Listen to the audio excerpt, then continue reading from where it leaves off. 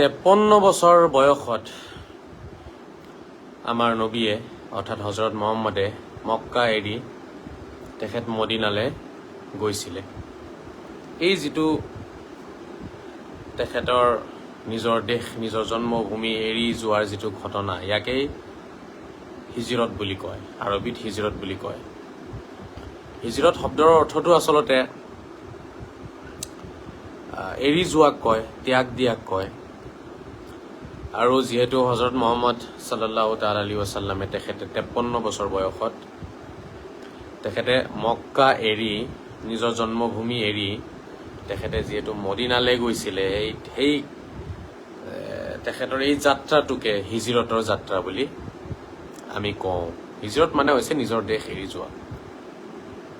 ইতিহাসবোৰ আমি আচলতে জানিব লাগে, আমি বহুতেই জনাৰ চেষ্টা নকৰোঁ, যাৰ বাবে আমি সম্পূৰ্ণৰূপে বুজিব নোৱাৰোঁ। আমি যদিহে সঁচাকৈ তেওঁক আদৰ্শ বুলি মানো, তেতিয়াহ'লে আমি তেওঁৰ প্ৰতিটো ঘটনা আমি বুজিব লাগিব, আমি অনুভৱ কৰিব লাগিব। কিয় যাব লগা হ'ল? 53 বছৰ বয়সটো বহুত ডাঙৰ এটা বয়স। মই আগতেও কেইবাবাৰ কৈছোঁ কথাষাৰ, 53 years, 53 বছৰ বয়স। মানুহৰ জীৱন শেষেই হয়গৈ প্ৰায়। আৰু এই বয়সত হজৰত মুহাম্মদে মক্কা এৰি ধৰক মদিনালৈ গৈছিলে, কিয় গৈছিলে, সেইখিনি আমি বুজাৰ আমাৰ প্ৰয়োজন আছে।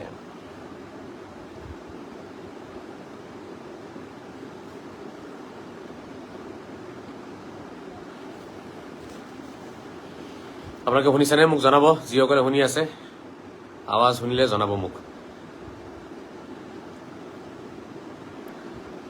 আৰু কি হৈছিলে সেই সময়ত যে তেখেতে নিজৰ জন্মভূমি এৰি যাবলগীয়া হৈছিলে। আজি অলপ এই কথাখিনি আলোচনা কৰিম, কিছু সংক্ষেপে কৰিম আলোচনা, আপোনালোকে যাতে বুজিব পাৰে। বহুতেই জানে আৰু বহুতেই নাজানে কাহিনীবোৰ, সেইবোৰ মানে আপোনাৰ কিতাপৰ মাজতে থাকি গ'ল। খালি ধৰক প্ৰচাৰ হৈ গৈছে যে নহয় তেখেতে নিজৰ জন্মভূমি এৰি গৈছিলে, মক্কাৰ পৰা মদিনালৈ গৈছিলে, কথাখিনি আমি জানো, বাট অলপ ডিটেইলছত আমি নাজানো। তেখেতে হজৰত মুহাম্মদৰ তেখেতৰ খুৰাৰ নাম আছিলে আবু তালিব, খুৰা আছিলে তেখেতৰ। আৰু আবু তালিবে তেখেতৰ খুৰাই হজৰত মুহাম্মদক বহুত ছাপোৰ্ট কৰিছিলে। যেতিয়া মক্কাৰ মানুহে অত্যাচাৰ কৰিছিলে নহয়, কষ্ট দিছিলে তেখেতক, আবু তালিব তেওঁৰ লগত কিন্তু সদায় থিয় দি থাকিছিলে। ৰিংকু কাকতিয়ে লিখিছে, হজৰত মুহাম্মদৰ শিক্ষাগুৰু কোন আছিল? হজৰত মুহাম্মদৰ কোনো শিক্ষাগুৰু নাছিল। ৰিংকু কাকতি, হজৰত মুহাম্মদৰ কোনো শিক্ষাগুৰু নাছিলে। হজৰত মুহাম্মদক শিক্ষা স্বয়ং আল্লাহ ঈশ্বৰৰ ফালৰ পৰাই আহিছিলে, কাৰণ তেওঁ যিহেতু অৱতাৰ, মই তেখেতক অৱতাৰ বুলি মানো, বিশ্বাস কৰোঁ। বহুতে নকৰিব পাৰে, নিজৰ নিজৰ কথা। গতিকে তেখেতৰ শিক্ষাগুৰু নাছিলে। এইটো এটা ৰহস্যময় কথা যে শিক্ষাগুৰু কিয় নাছিলে। তেওঁৰ কোনো শিক্ষাগুৰুৱেই নাছিলে। তেখেত কোনো স্কুলত, সেইটো সময়ত স্কুল কলেজবোৰ নাছিলে বাৰু, তথাপিও কোনো শিক্ষাগুৰুৰ ওচৰত গৈ তেখেতে শিক্ষা লোৱা নাছিলে, বাট তেখেতে চব জানিছিলে। এজন অৱতাৰৰ প্ৰয়োজন নাই। আৰু ৰহস্য বহুত আছে ইয়াত, কিয় নাছিলে শিক্ষাগুৰু, সেইটো এটা বেলেগ বিষয়। আপুনি যিহেতু সুধিছে হজৰত মুহাম্মদৰ শিক্ষাগুৰু কোন আছিলে, গতিকে ইয়াৰ আনচাৰটো হৈছে যে হজৰত মুহাম্মদৰ কোনো শিক্ষাগুৰু নাছিলে। তেওঁ নিজেই গোটেই পৃথিৱীৰ কাৰণে শিক্ষাগুৰু আছিলে। ভাল লাগিলে আপোনাৰ প্ৰশ্নটো। ৰিংকু কাকতিক ধন্যবাদ জ্ঞাপন কৰিছোঁ এই প্ৰশ্নটো কৰাৰ বাবে। আপোনালোকৰ কুৱেশ্যনবোৰ কৰি যাব, যিবোৰ ধৰক আপোনালোকৰ মনত সন্দেহ আছে কৰি যাব, মই চাই যাম। 53 বছৰ বয়সত হিজৰতটো যে কৰিবলগীয়া হৈছিলে, সেইটোৰ কিছু কাহিনী। হজৰত মুহাম্মদৰ খুৰাৰ নাম আছিলে আবু তালিব। আবু তালিবে বহুত ছাপোৰ্ট কৰিছিলে হজৰত মুহাম্মদক। আৰু আবু তালিবৰ যেতিয়া মৃত্যু হৈ যোৱাৰ পিছত মক্কাৰ মানুহে খুব বেছি অত্যাচাৰ আৰম্ভ কৰিছিলে হজৰত মুহাম্মদৰ ওপৰত। মানে আবু তালিব বহুত প্ৰভাৱশালী এগৰাকী শক্তিশালী আৰু প্ৰভাৱ থকা ব্যক্তি আছিলে এই অঞ্চলত। সেইকাৰণে তেখেতৰ ভয়তে মানুহে বেছি অত্যাচাৰ কৰিব পৰা নাছিলে। কিন্তু আবু তালিবৰ মৃত্যুৰ পিছত অত্যাচাৰ বাঢ়ি গৈছিলে হজৰত মুহাম্মদৰ ওপৰত। যেতিয়া খুব বেছি অত্যাচাৰ বাঢ়ি গ'ল, এতিয়া কষ্ট সহ্য কৰিব নোৱাৰা হ'ল, তেতিয়া তেখেতৰ মনো অলপ ক'ৰবাত নহয় ক'ৰবাত তেখেতৰ মনো ভাঙি গৈছিলে। তেতিয়া তেখেতক আল্লাহে হুকুম দিলে, তেওঁ তাইফ নামৰ এটি জেগা আছে, তাইফ নামৰ এটি জেগা আছিলে, তাতে ধৰ্ম প্ৰচাৰৰ বাবে তেখেত গুচি গ'ল। ভাবিলে অলপ সেই অঞ্চলৰ পৰা ঘূৰি আহোঁ, ভাল লাগিব। তাতে কিছু মানুহে তেখেতক সঁহাৰিও জনাইছিলে যে ইয়ালৈ আপুনি আহক, আমি আছোঁ, আপোনাৰ লগ দিম আমি। তেনেকৈ তাইফ নামৰ যিটো জেগা, সেই তাতে তেখেত গুচি গৈছিলে। আৰু তাইফত তেখেত 10-12 দিন 15 দিনৰ তেখেত তাত আছিলে।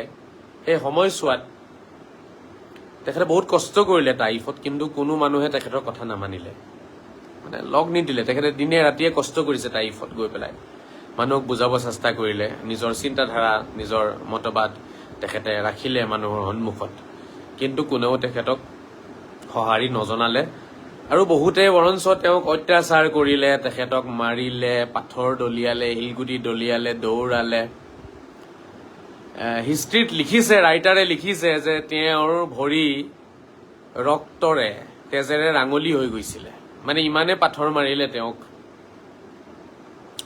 ইমানে পাথৰ মাৰিলে তাইফৰ মানুহে, তেখেতৰ ভৰি তেজেৰে ৰাঙলী হৈ গৈছিলে। চেণ্ডেল যিটো পিন্ধিছিলে খৰম টাইপৰ, তেজ লাগি পেলাই আঠা আঠা হৈ গৈছিলে। ইমানখিনি মানে কষ্ট তেখেতে তাত পালে। তাৰপিছত তাৰ পৰা তেখেতৰ লগত জয়েদ বিন হাৰিছা নামৰ এজন ব্যক্তি তেখেতৰ লগত আছিলে, দুইজন একেলগে গৈছিলে। জয়েদ বিন হাৰিছা তাইফৰ পৰা ঘূৰি আহিলে। অহাৰ পিছত হজৰত মুহাম্মদে খুব চেষ্টা কৰিলে, মক্কাত মানুহক বুজাবৰ কাৰণে খুব চেষ্টা কৰিলে, এক ঈশ্বৰবাদৰ ফালে আনিব চেষ্টা কৰিলে। একাধিক ঈশ্বৰবাদত বিশ্বাস কৰিছিলে তেওঁলোকে, এক ঈশ্বৰবাদত বিশ্বাস কৰা নাছিলে। আপোনালোকে বুজি পাইছেনে মোৰ কথাটো? এক ঈশ্বৰবাদত বিশ্বাস কৰা নাছিলে, মানে একাধিক ঈশ্বৰবাদত বিশ্বাস কৰিছিলে। তেতিয়া মানে এক ঈশ্বৰবাদৰ ফালে মাতিছিলে তেখেতে। তেখেতৰ মূল মন্ত্ৰটোৱে আছিলে এক ঈশ্বৰবাদ। এক ঈশ্বৰবাদৰ ফালে মাতিলে, নাহিলে। বহুত চেষ্টা কৰিলে, নাহিলে। বহুত চেষ্টা কৰিছে। বিভিন্ন আপোনাৰ জাতি গোষ্ঠী সম্প্ৰদায় বহুত আছিলেতো। এই জাতি গোষ্ঠীসকলৰ মাজত গৈ, সম্প্ৰদায়ৰ মাজত গৈ তেখেতে নিজৰ কথাবোৰ তেখেতে দাঙি ধৰিলে, চবৰে মাজত গৈ পেলাই। ওজ খাজৰাজ, মানে এইবোৰ কবিলা বুলি কয় আৰু বিভিন্ন নাম আহিছে, আৰবীৰ নাম এইবোৰ। আপোনালোকে বুজিবলৈ কাৰণে ইমানখিনি বুজক যে তাত যিবোৰ ধৰক সম্প্ৰদায় আছিলে, যিবোৰ জনগোষ্ঠী আছিলে, জাতি আছিলে, সকলো জাতি জনগোষ্ঠীৰ মাজত হজৰত মুহাম্মদে গৈ গৈ নিজৰ এক ঈশ্বৰবাদটো প্ৰচাৰ কৰিছে যে এক ঈশ্বৰবাদত আপোনালোকে আহক, আপোনালোকে একাধিক ঈশ্বৰবাদত নাথাকিব। ঠিক আছে, এইখিনি বহু চেষ্টা কৰিলে, কিন্তু তেখেত সফল নহ'ল। তেখেতৰ বয়স তেতিয়া প্ৰায় আপোনাৰ 53 বছৰ। সফল হোৱা নাই। মানুহে লগ দিব চেষ্টা কৰা নাই, কোনেও বুজিব চেষ্টা কৰা নাই। বৰঞ্চ অত্যাচাৰ কৰিছে, মাৰিছে, কষ্ট দিছে, তেজেৰে ভৰি ৰাঙলী হৈ গৈছে, তেখেতৰ কাপোৰ ৰাঙলী হৈ যায় তেজেৰে। ইমানেই অত্যাচাৰ কৰে মানুহে। এক ঈশ্বৰবাদৰ কথা ক'লেই মানুহে মাৰিব চেষ্টা কৰে, এক ঈশ্বৰবাদৰ কথা ক'লেই মানুহে অত্যাচাৰ কৰিব চেষ্টা কৰিছে। মানে কোনো শুনিবই নিবিচাৰে এক ঈশ্বৰবাদৰ কথা। কিহৰ এক ঈশ্বৰবাদ? আমাৰতো ভগৱান বহুত আছে, বুজি পাইছেনে? এজনটো নহয়। মানে তেনেকুৱা কথাবোৰ কয় হজৰত মুহাম্মদক। আৰু সেই তেনেকুৱা এটা পৰিৱেশত এক ঈশ্বৰবাদ আনাটো মানে সেইটো এটা বহুত কঠিন কৰ্ম আছিলে। আৰু মই ইয়াৰ আগত বহুবাৰেই কৈছোঁ, তেখেতৰ জন্মৰ লগত বহু ৰহস্য লুকাই আছে, উদ্দেশ্য বহুত আছিলে। এক ঈশ্বৰবাদটো প্ৰতিষ্ঠা কৰা সেইটো এটাতো ডাঙৰ উদ্দেশ্য আছিলে।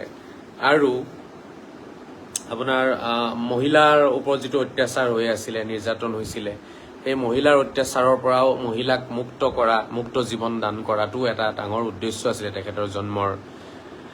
গতিকে আজি এক ঈশ্বৰবাদৰ যিটো কথা, সেইখিনি মই অলপ ক'ম।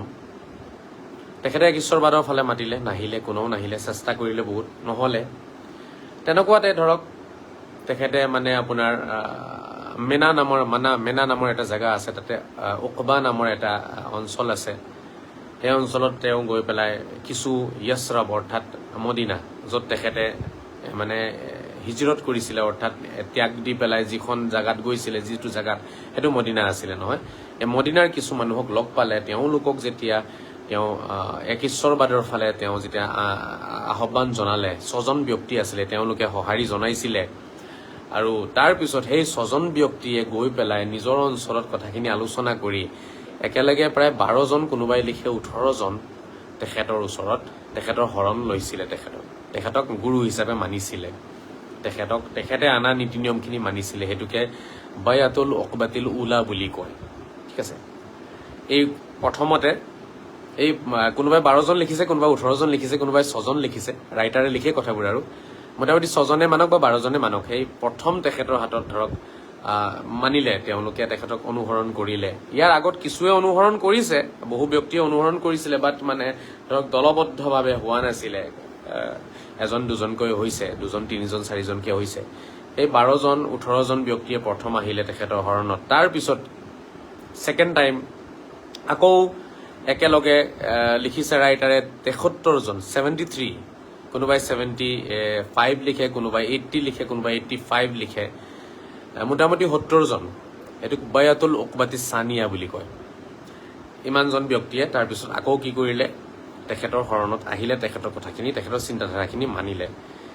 এই দুটা ঘটনা হ'ল বায়াতুল উকবাতিল উলা, বায়াতুল উকবাতি সানিয়া। তাৰপিছত অত্যাচাৰ যেতিয়া আৰু বেছি বাঢ়িলে, মক্কাৰ মানুহে যেতিয়া দেখিলে যে এওঁতো লাহে লাহে দলটো বনাই লৈ গৈ আছে, লাহে লাহে এওঁৰ অনুসৰণকাৰী বাঢ়িব ধৰিছে, যেতিয়া এইটো মক্কাৰ মানুহে অনুভৱ কৰিলে, তেতিয়া অত্যাচাৰ বঢ়াই দিলে। সেই মানুহখিনিৰ ওপৰতো অত্যাচাৰ কৰিলে।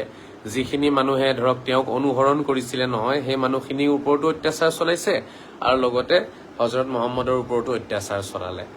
মানে সেই মানুহখিনিক এইটো কাৰণে অত্যাচাৰ কৰিছিলে যে তোমালোকেনো এইজনৰ কথা কেলে মানিছা, গতিকে তোমালোককো নেৰো আমি, এতিয়া তোমালোককো ধৰিম আৰু এওঁকো ধৰিম। বুজি পাইছেনে কথাটো? সেই আপোনাৰ 70জন ব্যক্তি আৰু তাৰ আগত 12জন বা ওচৰে পাজৰে আৰু 2-এজন চুপে চাপে পলাই চলাই লুকাই মুকাই যিসকলে তেওঁৰ ওচৰতে শৰণ লৈছিলে, তেওঁৰ কথাখিনি মানিছিলে, নামাজ পঢ়িছিলে, এক ঈশ্বৰবাদত বিশ্বাস কৰিব ধৰিছিলে, সেই সকলো ব্যক্তিৰ ওপৰতে মক্কাৰ মানুহে অত্যাচাৰ আৰম্ভ কৰি দিছিলে। সকলোকে এঘৰীয়া কৰিছিলে তেওঁলোকে, গোটেই সকলক, যিসকলে হজৰত মহম্মদক ফল' কৰিব চবকে এঘৰীয়া কৰিম। মানে তেওঁলোকে গোটেই ডাঙৰ ডাঙৰ যিমান আছিলে, তেওঁলোকৰ লিডাৰ আছিলে, গোটেই ডাঙৰ ডাঙৰ লিডাৰসকলে বহি আলোচনা কৰি, মুৰব্বীসকলে আলোচনা কৰি, গাঁওবুঢ়াসকলে আলোচনা কৰি সিদ্ধান্ত লৈছিলে যে মহম্মদৰ কথাত যোনেই আহিব তাকে এঘৰীয়া কৰা হ'ব। আৰু লগতে মহম্মদকতো এঘৰীয়া আমি কৰিছোৱেই, আৰু মহম্মদৰ লগত যিসকল আহিব চবকে এঘৰীয়া কৰা হ'ব। তেনেকুৱা সিদ্ধান্ত ল'লে তেওঁলোকে। সেইবাবে যেতিয়া 2-4জনকে দলটো বাঢ়িব ধৰিলে, আমাৰ প্ৰফেট মহম্মদ সাল্লাল্লাহু তাআলা আলাইহি ওয়াসাল্লামৰ মক্কাত অত্যাচাৰো বাঢ়িব ধৰিলে। যিমান মানে দল বাঢ়িছে সিমানে অত্যাচাৰ তেওঁলোকে বেছি কৰিব ধৰিলে। যেতিয়া অত্যাচাৰ খুব বেছি হৈ গ'ল, সীমা অতিক্ৰম কৰিছে, এটা ধৈৰ্যৰ এটা সীমা থাকে মানুহৰ, ধৈৰ্যৰ সীমা যেতিয়া অতিক্ৰম কৰিলে, তেতিয়া আল্লাহে হজৰত মহম্মদক হিজৰতৰ হুকুম কৰিলে যে এতিয়া আৰু ইয়াত থাকি লাভ নহ'ব, ইয়াতে জীৱনটো সুৰক্ষিত নহয়, গতিকে আপুনি এতিয়া মক্কা এৰি পেলাই মদিনালৈ গুচি যাওক। মদিনাত যিহেতু আপোনাৰ অনুসৰণকাৰীৰ সংখ্যা বাঢ়িছে, তাত আপোনাৰ সন্মানটো আছে, তেওঁলোকে আপোনাক বুজিছে। সেই মদিনাৰ মানুহক আনচাৰ বুলি কয়, আৰবী ভাষাত আনচাৰ বুলি কয়। মদিনাৰ যিসকল লোকে হজৰত মহম্মদক সহায় কৰিলে, সহযোগিতা কৰিলে, তেওঁলোকক আনচাৰ বুলি কয়। আনচাৰ মানে হৈছে সহায় কৰা, সহযোগিতা আগবঢ়োৱা ব্যক্তিক আনচাৰ বুলি কয়। বুজি পাইছেনে? সেইকাৰণে আনচাৰী বুলি লিখে যে বহুতে, আনচাৰী আপোনালোকে উপাধিটো শুনিছেনে? আনচাৰী, অমুক আনচাৰী, তমুক আনচাৰী লিখে নেকি? নিলিখে। আমাৰ ইয়াত আনচাৰী আছে, কিন্তু আনচাৰী উপাধিটো আমাৰ অসমত হয়তো কম আছে, বাট উত্তৰ প্ৰদেশ, বিহাৰ, মহাৰাষ্ট্ৰ এইবোৰ জেগাত, দিল্লী চাইডে আনচাৰী বহুত পোৱা যায়। মানুহে আনচাৰী বুলি লিখে। তো আনচাৰী এইটো ক'ৰ পৰা আহিলে এতিয়া আপোনালোকে বুজিছে চাগে। হিজৰতৰ সময়ত বা হিজৰতৰ আগে আগে, হজৰত মহম্মদে মক্কা ত্যাগ কৰাৰ আগে আগে বা সেই সময়ত যিসকল ব্যক্তিয়ে মদিনাৰ পৰা তেওঁক হেল্প কৰিলে, সহযোগিতা আগবঢ়ালে, সহায় কৰিলে, আৰু হজৰত মহম্মদ মদিনাত যোৱাৰ পিছত তেওঁক হেল্প কৰিলে, সেই ব্যক্তিসকলক আনচাৰ বুলি কোৱা হয়, বা আনচাৰী তাৰ পৰাই আহিছে। তো হজৰত মহম্মদক আল্লাহে তেতিয়া আদেশ দিলে, হুকুম দিলে, ইচাৰা দিলে যে এতিয়া আপুনি মদিনালৈ গুচি যাওকচোন, তাতে যাওক, তাতে আপোনাৰ বন্ধুসকল আছে, তেওঁলোকে আপোনাক সহযোগিতা আগবঢ়াব।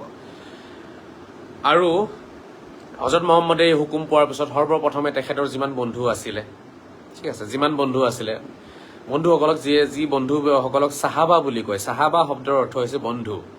আমি মানে আৰবী শব্দবোৰ ব্যৱহাৰ বেছি কৰোঁ, অসমীয়া কৰিলে অলপ বেছি শুনিবলৈ ভাল লাগে। সতীৰ্থ, বন্ধু, বন্ধুবৰ্গ, চাহাবা, সেইটোকে আৰবীত চাহাবা বুলি কয়। চাহাবা, বুজি পাইছেনে? চাহাবা, চাহাবা মানে হৈছে বন্ধু। হজৰত মহম্মদে তেতিয়া তেওঁৰ বন্ধুসকলক আগতীয়াকৈ ক'লে যে তোমালোকে এক কাম কৰা, সকলোৱে ত্যাগ কৰি দিয়া, জন্মভূমি ত্যাগ কৰি মদিনালৈ গুচি যোৱা, লাহে লাহে তোমালোকে গুচি যোৱা, যাতে তোমালোকে যে গৈ আছা কোনেও যাতে গম নাপায়, তোমালোকে লুকাই লুকাই ত্যাগ কৰা, মক্কা ত্যাগ কৰি মদিনালৈ যোৱাগে। এই আদেশ পোৱাৰ পিছত প্ৰফেট মহম্মদ সাল্লাল্লাহু তাআলা আলাইহি ওয়াসাল্লামৰ বন্ধুসকলে এজন দুজনকৈ নিজৰ পৰিয়াল লৈ, কোনোবাই পৰিয়াল লৈ গৈছে, কোনোবাই লৈ যাব পৰা নাই, মাটি বাৰীটো থাকিয়ে গ'ল, তেওঁলোকে মক্কা ত্যাগ কৰি পেলাই মদিনালৈ যোৱা আৰম্ভ কৰিলে। এই কথাটো যেতিয়া মক্কাৰ মানুহে গম পাই গ'ল যে এওঁলোকেতো তলে তলে চব গুচি গৈ আছে, পলাইছে ইয়াৰ পৰা, এতিয়া চবেই বুজি পাইছেনে, চবেই এতিয়াতো এৰিব ধৰিছে, মক্কা এৰি গুচি যাব ইহঁতি, গৈ মদিনাত গৈ পেলাই তেওঁলোকে দেখোন মানুহ গোটাই আছে, তাতে গৈ তেওঁলোকে এতিয়া নিজৰ সাম্ৰাজ্য বনাব। তেওঁলোকৰ মানে চিন্তা হৈ গ'ল যে এওঁলোককতো যাব দিব নোৱাৰি, এইটোতো ডাঙৰ কথা হ'ব, এওঁলোককতো আমি ইয়াত ৰাখিব লাগিব, অত্যাচাৰ কৰিম, আমি কাক অত্যাচাৰ কৰিম যদি গোটেই মানুহবোৰ গুচি যায় ইয়াৰ পৰা, গতিকে এওঁলোকক বাধা দিব লাগিব।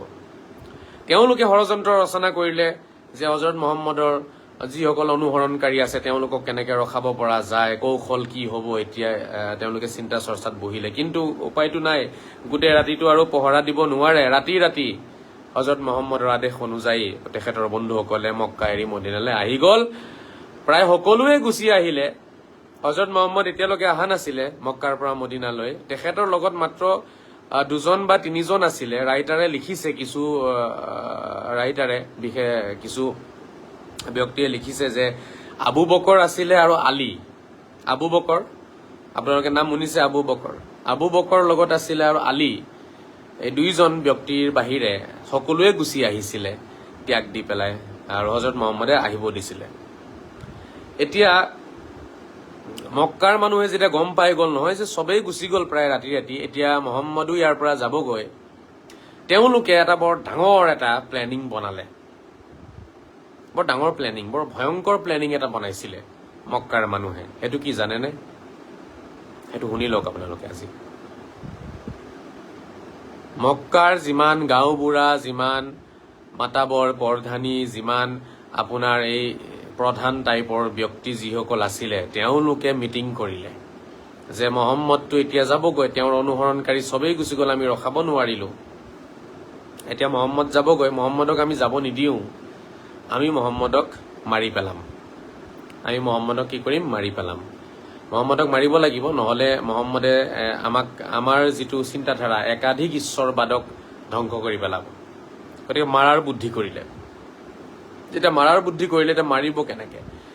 যিকোনো এজন মানুহে যদি গৈ পেলাই মাৰে, সেইটো তেতিয়াতো বংশধৰ আছে, হজৰত মহম্মদ সাল্লাল্লাহু আলাইহি ওয়াসাল্লামৰ বংশৰ মানুহ আছে, বহুত আছে, তেওঁলোকে যিহেতু বদলা ল'ব, তেতিয়া যিকোনো এজন ব্যক্তিয়ে মাৰিলে বা যিকোনো এটা জনগোষ্ঠীয়ে মাৰিলে বদলা ল'ব নহয়, তেওঁলোকে সেইটো আলোচনা কৰিলে যে আমি যিকোনো এজন ব্যক্তিয়ে, নিৰ্দিষ্ট এজন ব্যক্তিয়ে নামাৰো, বা যিকোনো এটা জনগোষ্ঠীয়ে আমি নামাৰো।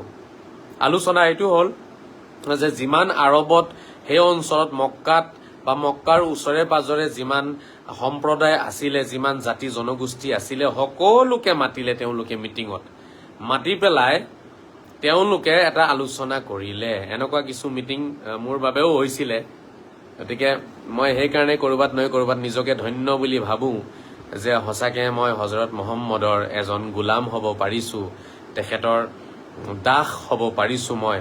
গতিকে মই গৌৰৱ অনুভৱ কৰোঁ যে মই হজৰত মহম্মদৰ গোলাম হওঁ, দাস হওঁ। তেওঁলোকে মক্কাৰ মানুহে মিটিং কৰিলে, মিটিং মানে চিঠি দিছে চবৰে ঘৰে ঘৰে, আৰু প্ৰতিটো জাতি জনগোষ্ঠীক চিঠি পঠিয়ালে যে আপোনালোক সকলোৱে থাকিব লাগিব, মিটিং আছে, একদম ইমাৰ্জেঞ্চি মিটিং আছে। সকলোৱে আহিলে। প্ৰতিটো জাতি জনগোষ্ঠীৰে একোজন লিডাৰ থাকে, একোজন ধৰক আপোনাৰ মুৰব্বী থাকে। সেই মুৰব্বীৰ কথা মতেই জাতি জনগোষ্ঠীটো চলে আৰু সম্প্ৰদায়বোৰ চলে। প্ৰতিটো সম্প্ৰদায়কে মাতিলে, গণ্যমান্য ব্যক্তিসকলক মাতিলে আৰু তেওঁলোকৰ মুৰব্বীক, তেওঁলোকৰ লিডাৰজনক মাতিলে। আলোচনা হ'ল। আলোচনাত কি সিদ্ধান্ত ললে তেওঁলোকে, যে প্ৰতিটো জাতি জনগোষ্ঠীৰ পৰা এজন ব্যক্তিয়ে ওলাই আহি পেলাই আমি এটা টিম বনাই ল'ম। সাপোজ ধৰক 10টা জনগোষ্ঠী আছে, 10টা সম্প্ৰদায় আছে, 10 সম্প্ৰদায়ৰ পৰাই 10জন ব্যক্তি আমি লৈ ল'ম আৰু 10জন ব্যক্তি, গণ্যমান্য ব্যক্তি ল'ম, লৈ পেলাই আৰু লগত মানুহে সহযোগ কৰিব।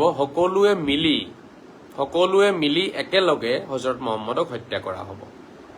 তেতিয়া হ'ব কি, যে হত্যাৰ যিটো অভিযোগ থাকিব সেইটো সকলো জনগোষ্ঠীৰ ওপৰত একেলগে পৰিব আৰু তেতিয়া হাজাৰ হাজাৰ মানুহ ইয়াত সোমাই পৰিব। কাৰ পৰানো বদলা ল'ব? হজৰত মহম্মদৰ বংশৰ মানুহে কাৰ পৰা বদলা ল'ব নোৱাৰিব তেতিয়া। কাৰণ গোটেই আৰবৰ মানুহে মিলি পেলাই যদি এই কৰ্মটো কৰে তেতিয়াহ'লে বদলা ল'ব নোৱাৰিব। নিৰ্দিষ্ট কোনো এটা জনগোষ্ঠীয়ে বা কোনোবা এজন ব্যক্তিয়ে কামটো কৰা নাই, সকলোৱে মিলি কৰিছে বুলি কথাটো ওলাব, তেতিয়া কোনো ধৰণৰ বদলা ল'ব নোৱাৰিব।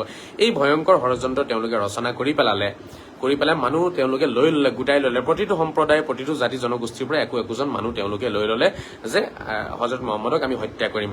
তাৰিখ নিৰ্ধাৰিত হৈ গ'ল, ফিক্স হৈ গ'ল যে অমুক, মানে ধৰক কালি ৰাতি তেওঁক আমি হত্যা কৰিম, সকলোৱে একেলগে গৈ একেলগে মাৰিম। ঠিক আছে, চাওক কেনেকুৱা ধৰণৰ ভয়ংকৰ ষড়যন্ত্ৰ সেইটো।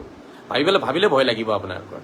এই ষড়যন্ত্ৰ ৰচনা কৰিলে। তাৰপিছত যেতিয়া এই ষড়যন্ত্ৰ তেওঁলোকে ভিতৰে মিটিঙত ৰচনা কৰিলে, তেতিয়া জিব্ৰাইল, আমাৰ হজৰত মহম্মদৰ বন্ধু জিব্ৰাইল, দেৱতা জিব্ৰাইল দেৱ, জিব্ৰাইলে এই কথাটো আহি পেলাই হজৰত মহম্মদক জনাই দিলে যে হে অৱতাৰ, আপোনাক হত্যা কৰাৰ বাবে এই জাতি জনগোষ্ঠী সম্প্ৰদায়ৰ লোকসকলে মিটিং কৰিছে আৰু অহাকালি ৰাতি আপোনাক তেওঁলোকে আহি আক্ৰমণ কৰিব। আপুনি শুই থকা অৱস্থাত আপোনাক আক্ৰমণ কৰিব। এই কথাটো আহি কোনে জনালে? জিব্ৰাইলে জনালে। জিব্ৰাইল দেৱতা, দেৱদূত জিব্ৰাইলে কথাটো যেতিয়া জনাই দিলে আহি, হজৰত মহম্মদে গম পাই গ'ল। তাৰপিছত সেই হজৰত মহম্মদে হিজৰতৰ প্লেনিংটো তেতিয়া কৰিলে যে এতিয়া আল্লাহৰ ফালৰ পৰা নিৰ্দেশ আহিলে যে এতিয়া আপুনি ইয়াৰ পৰা যাব লাগিব, আপুনি এতিয়া ইয়াত টিকিব নোৱাৰিব, আপোনাক নহলে সকলোৱে মিলি হত্যা কৰিব। তেতিয়া হজৰত মহম্মদ সাল্লাল্লাহু তাআলা আলাইহি ওয়াসাল্লামে যিটো ৰাতি তেখেতক মাৰাৰ প্লেনিং কৰিছিলে, সেই ৰাতি তেখেতে আলীক, তেখেতৰ নিজৰ ভাতৃ আছিলে, কাজন ব্ৰাদাৰ আছিলে আলী, ঠিক আছে, আলীক তেখেতে ক'লে, মানে তেখেতেও এটা খেলিব লাগিবতো, সৰু মৰু এটা প্লেনিং তেখেতেও কৰিব লাগিব, যিহেতু মানুহৰ চকুত ধূলি দি যাব লাগিব, নহলে মানুহে তেওঁক ধৰি পেলাব, বুজি যাব। আৰু প্লেনিং তেওঁলোকৰ সাংঘাতিক প্লেনিং হয়, গতিকে যাব নোৱাৰিব তেওঁলোকৰ জালৰ পৰা। আৰু চাৰিওফালে মানুহ বিয়পাই দিছে, চাৰিওফালে CID লগাই দিলে যে মহম্মদ যাতে ঘৰৰ পৰা ওলাই যাব নোৱাৰে, আৰু প্ৰতিটো পলৰ খবৰ তেওঁলোক ৰাখি আছে যে গোটেই দিনটো তেওঁ কি কৰিলে, ক'ত গৈছে, ক'ত আহিছে, কি খাইছে, কাৰ লগত কথা পাতিছে, মানে চাৰিওফালে মানুহবিলাক লগাই দিলে এতিয়া ধৰিবলৈ কাৰণে, মানে CID টাইপৰ আৰু চাৰিওফালে। এতিয়া হজৰত মহম্মদে আলীক মাতি আনি পেলাই ক'লে যে আজি ৰাতি মই মক্কা ত্যাগ কৰি পেলাই মদিনালৈ গুচি যাম, আৰু এই সময়ছোৱাত মই বিচাৰিম যে তুমি মোৰ বিচনাত আহি শুই থাকা। আলীক কথাষাৰ ক'লে যে তুমি মোৰ বিচনাত শুই থাকিবা আলী, আৰু তুমি মোৰ চাদৰখন লৈ পেলাই গোটেই গাটো ঢাকি শুই থাকিবা, আৰু মই ওলাই গুচি যাম, লগত আবু বকৰ থাকিব। আবু বকৰক কৈছে তুমি মোৰ লগত ওলাবা, আবু বকৰক লৈ পেলাই ওলাই যাব, আৰু আলীক ক'লে তুমি শুই থাকিবা। চাওক, এবাৰ ভাবি চাওক কথাটো, সেই যিখন বিচনা আছিলে, যিখন বিচনাত আলী শুইছিলে, সেই বিচনাখন আচলতে মৃত্যুৰ বিচনা আছিলে। মানে कहते ना कुर्बान जाऊं ऐसी मोहब्बत पे फिदा का अभी उम्मी या रसूल अल्लाह, অৰ্থাৎ আপোনাৰ ওপৰত মোৰ মা দেউতা কুৰবান হে অৱতাৰ। মানে ভাবি চাওক, আলীয়ে যিখন বিচনাত শুম বুলি ক'লে, আলী লগে লগে এগ্ৰী হৈ গ'ল যে হয় ঠিক আছে, হ'ব, মই শুই দিম তাতে, এই বিচনাখনত মই শুই দিম। এবাৰো মানা নকৰিলে আলীয়ে। ইয়াকে কয় ন সংগী, ইয়াকে কয় বন্ধু, ইয়াকে কয় সংগী, ইয়াকে কয় সতীৰ্থ, এইটোকে কয় বন্ধুত্ব। আলীয়ে এবাৰো নকলে যে মই আপোনাৰ বিচনাত নুহো, মোৰ আছে পৰিয়াল আছে, গতিকে মইনো কেনেকে হুম, সেই কথাষাৰ এবাৰো নকলে। ঠিক আছে, আলীয়ে কলে ঠিক আছে মই শুই দিম আপোনাৰ বিচনাত, আপোনাৰ চাদৰখন লৈ শুই থাকিম।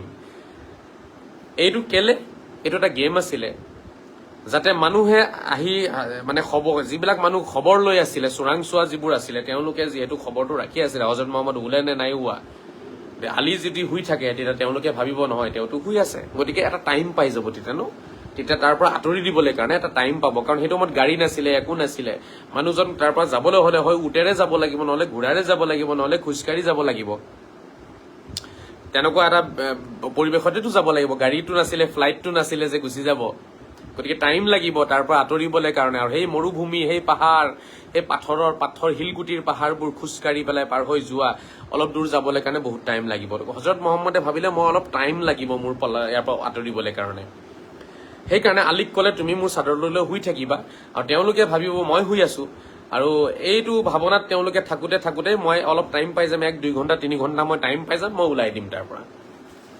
সেইকাৰণে আলীৰ কথা যেতিয়াই মই ভাবো, যেতিয়াই মোৰ মনত আলীৰ কথাটো আহে, তেতিয়াই মই ভাবো কি ত্যাগ দিছে, আলীও মানিব লাগিব, আলীকো মানিব লাগিব। সেইকাৰণে ইয়া আলী মদদ আলী, ইয়া আলী মদদ আলী, জুবিন গাৰ্গে গান গাইছে। আজি সেই আলী অসমৰ, মইতো মিউজিকৰ গড বুলি কওঁ জুবিন গাৰ্গক, হয় না, ভগৱান হে না वो। গতিকে জুবিন গাৰ্গে যিটো গান গাইছে, ইয়া আলী মদদ আলী, ইয়া আলী यार पे कुर्बा है सभी, या আলী মদদ আলী, এই বস্তুটো যে আহিছে ইয়া আলী মদদ আলী, সেইজনে আলী, বুজি পাইছেনে? বহুতেই নাজানে, বহুতেই জানে, কিন্তু অলপ নতুন ষ্টাইলতো শুনিব লাগে মাজে মাজে। আজি সেই আলীৰ ত্যাগ, সেই আলীৰ যিটো আপোনাৰ হজৰত মহম্মদৰ প্ৰতি শ্ৰদ্ধা মৰম আৰু নিজকে উৎসৰ্গা কৰিছিলে হজৰত মহম্মদৰ নামত, সেইকাৰণে আজি আলীৰ নাম গোটেই পৃথিৱীত আছে, ইয়া আলী মদদ আলী, আলী আলী মদদ আলী। কিমান গান বনোৱা হৈছে আলীৰ নামত, কিমান গান আছে বলিউডত, আলীৰ নামত বহুত গান আছে। গতিকে ভাবি চাওক কথাবোৰ। সেই আলীয়ে কিন্তু মৃত্যুৰ বিচনাত শুই দিছিলে সেইদিনাখন, জানিছিলে যে আজি কিন্তু মোক মাৰি পেলাব। কাৰণ চাওক, চাদৰখনৰ তলত হজৰত মহম্মদে শুই আছে বুলি ভাবিব শত্ৰুৱে, আৰু লগে লগে আহি ঘপিয়াব, ধাৰাধাৰ ঘপিয়াব তাত একেলগে, হয়নে? যিমান জাতি জনগোষ্ঠী আছে সকলোৱে একেলগে ঘপিয়াই দিব, ঘপিয়াই পেলাই টুকুৰা টুকুৰ কৰি দিব, তেওঁলোকৰ প্লেনিং এইটো হয়।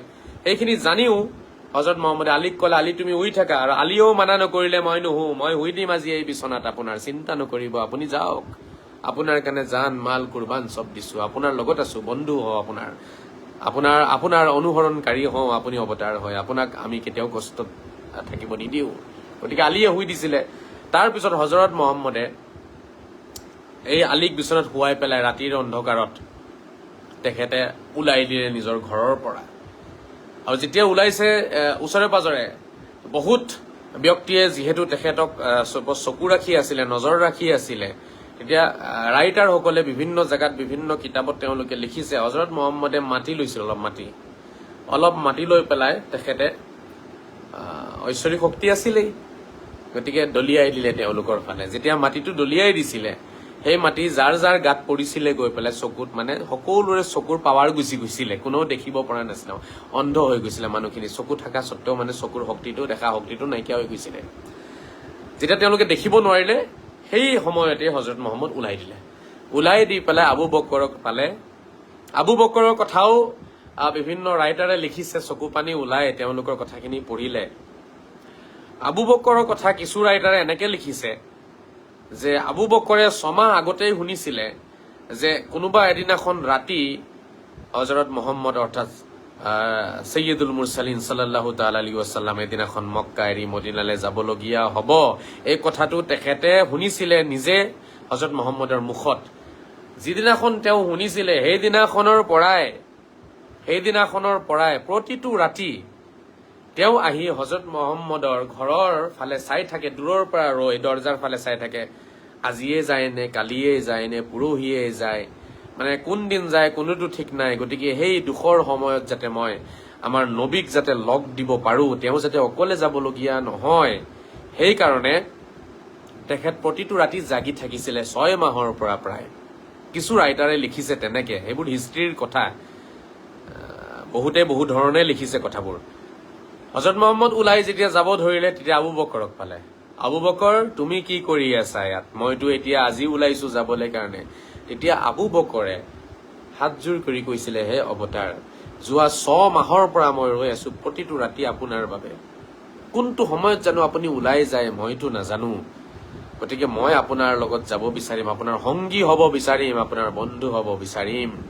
সেইকাৰণে আবু বকৰক হজৰত মুহাম্মদৰ বন্ধু বুলি কোৱা হয়। আমি সকলোৱে কওঁ আবু বকৰ কোন হয়? আবু বকৰ হজৰত মুহাম্মদ সাল্লাল্লাহু তাআলা আলাইহি ওয়াসাল্লামৰ বন্ধু হয়। এই কাৰণে এই দুখৰ সময়ত তেওঁ আবু বকৰ আছিলে হজৰত মুহাম্মদৰ লগত। আবু বকৰে 2টা উট আনিছিলে, 2টা। এই উট 2টাকো তেওঁ বোলে কিনি ৰাখিছিলে হজৰত মুহাম্মদৰ কাৰণে, এটা নিজৰ কাৰণে। আৰু সেই সময়ত, যি সময়ত এই এনেকুৱা এটা পৰিস্থিতিত য'ত আলিক বিচনাত শুৱাই মানুহৰ চকুত মাটি দলিয়াই, বালি দলিয়াই, অন্ধ কৰি তাৰপিছত গৈ আছিলে, কেনেকুৱা চিচুৱেশ্যন, কেনেকুৱা ইমাৰ্জেঞ্চি কণ্ডিশ্যন আছিলে আপোনালোকে ভাবি চাওক। সেই সময়ত যেতিয়া আবু বকৰে ক'লে যে হে অৱতাৰ, এটা উট আপুনি লওক। বহুতে উট বুলি কয়, বহুতে গাধ বুলি কয়, বহুতে ঘোঁৰা বুলি কয়, মোটামুটি মানি লওক কিবা এটা জন্তু আছিলে যাৰ ওপৰত বহি যাব পাৰিব। তেতিয়া হজৰত মহম্মদে কয়, সেই সময়টো কৈছিলে যে আবু বকৰ, ইয়াৰ উপযুক্ত যিটো দাম হ'ব সেইটো কিন্তু তুমি মোৰ পৰা ল'ব লাগিব। মই কিন্তু তোমাৰ পৰা এইটো এনেই নলওঁ আজি। লাগিলে মই খোজকাঢ়ি যাম আবু বকৰ, কিন্তু মই উপযুক্ত দাম তুমি ল'ব লাগিব। তেতিয়া আবু বকৰে কান্দি কান্দি কৈছিলে, হে অৱতাৰ, আপোনাৰ কাৰণে জান দিম, প্ৰাণ দিম। মই এই 2টা কিনি ৰাখিছো, এটা মোৰ কাৰণে, এটা আপোনাৰ কাৰণে। অৱতাৰে ক'লে, সেইটো নহ'ব, তুমি মোৰ লগত বলা, বাট তুমি উপযুক্ত দাম ল'ব লাগিব। সেই সময়তো হজৰত মহম্মদে নিজৰ আদৰ্শ নেৰিলে। আমি সেইটো সময়ত আমাৰ যদি ক'ৰবাত যাবলগীয়া হয়, চাইকেল ক'ৰবাত যদি পাওঁ, পটাপট চাইকেলখন লৈ পেলাই হৈ যাব। বাইক কাৰোবাৰ আছে, চাবি তাবি আছে, আমি পলাম তেতিয়া, হয় নহয়? হয়, মানুহে সেইটো সময়ত নাভাবে। মানুহে সেইটো সময়ত ভাবে যে মই নিজকে কেনেকে বচাম, কেনেকে মই পলাম ইয়াৰ পৰা, এনেকুৱা চিচুৱেশ্যনত মানুহে কেনেকে আঁতৰি দিব পাৰে, সেইটোৱে চিন্তা কৰে। বাট হজৰত মুহাম্মদ সাল্লাল্লাহু তাআলা আলাইহি ওয়াসাল্লামে সেইটো চিচুৱেশ্যনতো তেখেতে কৈ আছিলে যে নহয়, মই উপযুক্ত দাম তোমাক দিম, তুমি মোক এইটো বিক্ৰী কৰা, তেতিয়াহে মই ইয়াত উঠি যাব পাৰিম। উপায় নাই। এতিয়া আবু বকৰে আৰু নামানিলেতো উপায় নাই আবু বকৰৰ ওচৰত। আবু বকৰে ক'লে, হ'ব দিয়ক, আপুনি যদি নামানে উপায়টো নাই, পটাপট বলক আমি যাওঁগে। পিছত সেই আবু বকৰক লগত লৈ এই হিজৰতৰ যাত্ৰা আৰম্ভ হ'ল। হজৰত মুহাম্মদৰ এক নতুন যাত্ৰা, এক পোহৰৰ ফালে যাত্ৰা বুলি ক'ব পাৰে। হজৰত মুহাম্মদৰ সেই বন্ধুসকলৰ ফালে, মদিনাৰ ফালে যাত্ৰা আছিলে তেখেতৰ। সেই ৰাতিৰ সময়ত তেখেত মক্কা এৰি মদিনালৈ গ'ল। তাৰপিছততো বহুত কষ্টৰে তাত বহুত কাহিনী হৈছে। সেই কাহিনীখিনি গোটেইখিনি সেই সমস্যা আপোনাৰ বিপদ আপদবোৰ পাৰ কৰি তেখেত মদিনা পালেগৈ। আৰু মদিনাবাসীয়ে, মদিনাৰ ৰাইজে খুব আঁকোৱালি ল'লে তেওঁক, আৰু খুব মৰম কৰিলে, সন্মান কৰিলে, জাগা দিলে, আশ্ৰয় দিলে, আৰু তেওঁলোকে তেখেতৰ শৰণত আহিলে। সেইকাৰণে মদিনাৰ মানুহক আনচাৰ বুলি কোৱা হয়। আনচাৰ আৰু মুহাজিৰ। মুহাজিৰ হৈছে যিসকল মক্কাৰ পৰা মদিনালৈ আহিলে, নিজৰ ঘৰ বাৰী ত্যাগ দি পেলাই, সেইসকল হৈ গ'ল মুহাজিৰ, অৰ্থাৎ দেশ এৰি বিদেশত অহা ব্যক্তি। মুহাজিৰ বুলি কয়। ইমিগ্ৰেশ্যন, ইংলিছত ইমিগ্ৰেশ্যন বুলি কয়, হিজৰতক ইমিগ্ৰেশ্যন বুলি কয়। যেতিয়া আপুনি এয়াৰপৰ্টত যাব, আপুনি বোলে আমেৰিকা যাব, এয়াৰপৰ্টত ইমিগ্ৰেশ্যন আছে, তাতে ইমিগ্ৰেশ্যন এটা কিছু চিকিউৰিটি আপোনাৰ কিছু ৰুলছ আছে, সেইখিনি পাৰ কৰিব লাগিব, চেক হ'ব আপোনাৰ। তাতে আপোনাৰ পাছপৰ্ট চেক কৰিব, চব চেক কৰে, এইটো ইমিগ্ৰেশ্যন হয়। সেই শব্দটোৱে মানে ইমিগ্ৰেশ্যনকে হিজৰত বুলি কয়, মুহাজিৰ তাকে কয়।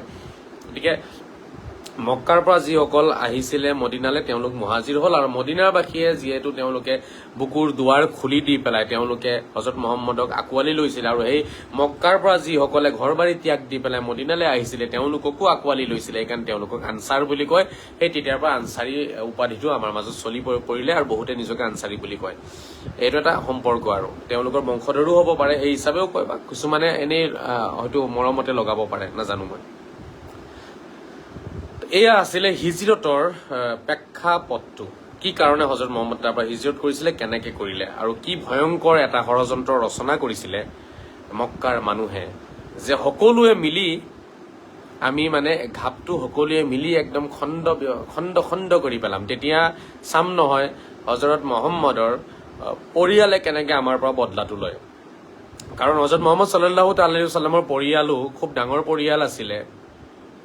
কুৰেইশৰ পৰিয়াল যিটো কুৰেইশ বংশ বুলি কয় সেইটো খুব এটা মানে প্ৰভাৱশালী পৰিয়ালত তেখেত জন্ম লৈছিলে কোনো জাহা তাহা পৰিয়ালত তেখেত জন্ম লোৱা নাই হযৰত মুহাম্মদ কুৰেইশত জন্ম লৈছিলে গতিকে এই যিটো কুৰেইশৰ হাশিমি বুলিও কয় হাশিমি পৰিয়াল কুৰেইশ বংশ হাশিমি পৰিয়াল বুলি কয় এই পৰিয়ালটো খুব প্ৰভাৱশালী পৰিয়াল আছিলে গতিকে এই পৰিয়ালে যিহেতু হযৰত মুহাম্মদৰ লগত তেওঁ পৰিয়ালৰ মতামত মিলক বা নিমিলক কিন্তু এজন ব্যক্তিক যদি কোনোবা হত্যা কৰি দিয়ে পৰিয়ালৰ অন্য বংশৰ মানুহে বা অন্য আপোনাৰ জনগোষ্ঠীয়ে তেতিয়াহ'লে নিশ্চিতৰূপে গোটেই পৰিয়ালে মিলি পেলাই বদলাটো ল'ব ন লাগিলে নিজৰ পৰিয়ালে হযৰত মুহাম্মদক মানক বা নামানক সেইটো এটা বেলেগ কথা হযৰত মুহাম্মদৰ বহু পৰিয়ালৰ ব্যক্তিয়ে হযৰত মুহাম্মদক মানে নাই তাব্বাত ইয়াদা আবি লাহাবি ওয়া তাব মা আগনা মালুহু ওয়া মা কাসাব সাইসলা নারুন যাতা লাহাব ওয়া ইমরাতুহু হাম্মালাতাল হাতাব ফি জিদিহা হাবলুম মিন মাসাদ তেখেতকতো নিজৰ পৰিয়ালৰ বহু ব্যক্তিয়ে তেখেতক মানা নাছিলে কিন্তু কথা এটা আছে আপুনি যদি হত্যা কৰে নহয় কাৰোবাক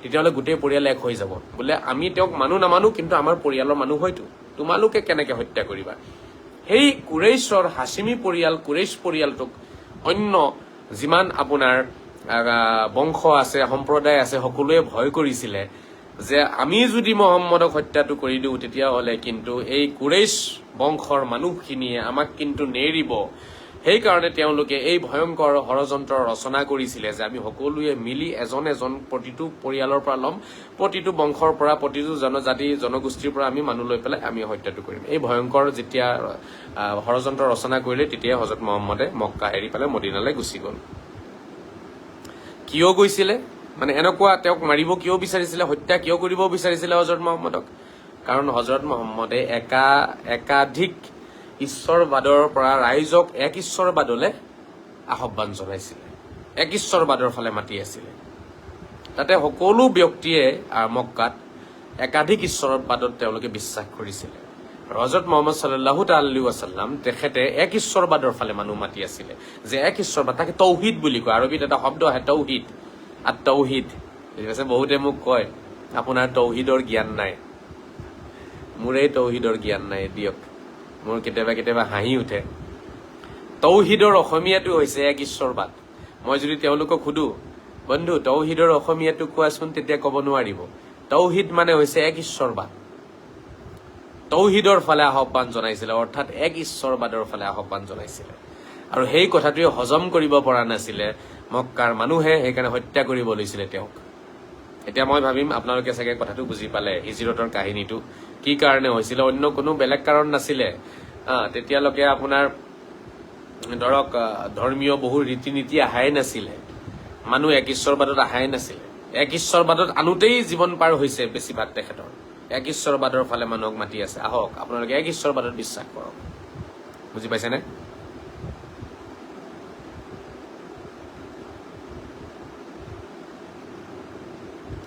যিসকলে চাই আছে কমেণ্ট কৰিছে ধন্যবাদ জ্ঞাপন কৰিছো শ্বেয়াৰ কৰিবলৈ পাহৰি নাযাব এতিয়া কথা হ'ল চাওক এয়া আছিলে হিজৰতৰ কিছু ইতিহাসৰ কিছু অংশ ডিটেইলছত ক'বলৈ গ'লে বহুত টাইম লাগিব আজি মই এইফালে নাযাওঁ কথা হৈছে 53 বছৰ বয়স 53 ইয়াৰ্ছ 53 বছৰ বয়স তাৰপিছত তেখেত আৰু 10 বছৰ কালে জীয়াই থাকিলে এই পৃথিৱীত আৰু সেই 10 বছৰ কালটোৱে আছিলে তেখেতৰ গোল্ডেন টাইম হযৰত মুহাম্মদ সাল্লাল্লাহু আলাইহি ওয়াসাল্লামৰ গোল্ডেন টাইম আছিলে আপোনাৰ এই 10 বছৰ কাল তেখেত মক্কা জন্মভূমি এৰি যেতিয়া মদিনালৈ গুচি গ'ল তেতিয়াৰ পৰা তেখেতৰ সময় সলনি হৈ গৈছে মদিনাবাসীয়ে বুকু দুৱাৰ খুলি দি তেওঁক আদৰণি জনাইছে পাহাৰে পৰ্বতে উঠি উঠি মানুহে তেওঁক আদৰণি জনাইছিলে এই সময়ত বহুতে এটা গীত গাইছিলে এই গীতটো বহুত ফেমাস গীত হয় আমাৰ মুছলমান সমাজত যেটো মদিনাবাসীয়ে গাইছিলে সেই গীতটো আপোনালোকে বহুতে শুনিছে বা বহুতে শুনা নাই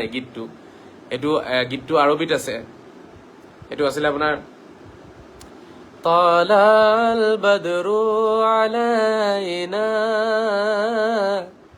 মিন সানিয়াতিল ওয়াদাই ওয়াজাব শুকৰু আলাইনা মাদা লিল্লাহি দাঈ এটো এটা স্টাইল আৰবিয়ান স্টাইল হয় এটো ইন্ডিয়ান স্টাইলটো বহুতে এই গীতটো গায় ইয়াৰ শব্দ বাক্যখিনি গায় আমাৰ স্টাইলটো কি জানে নে তালাল বদরু আলাইনা মিন সানিয়াতিল ওয়াদায়ে ওয়াজাবাশ শুকরু আলাইনা মাদা লিল্লাহি দায়ে।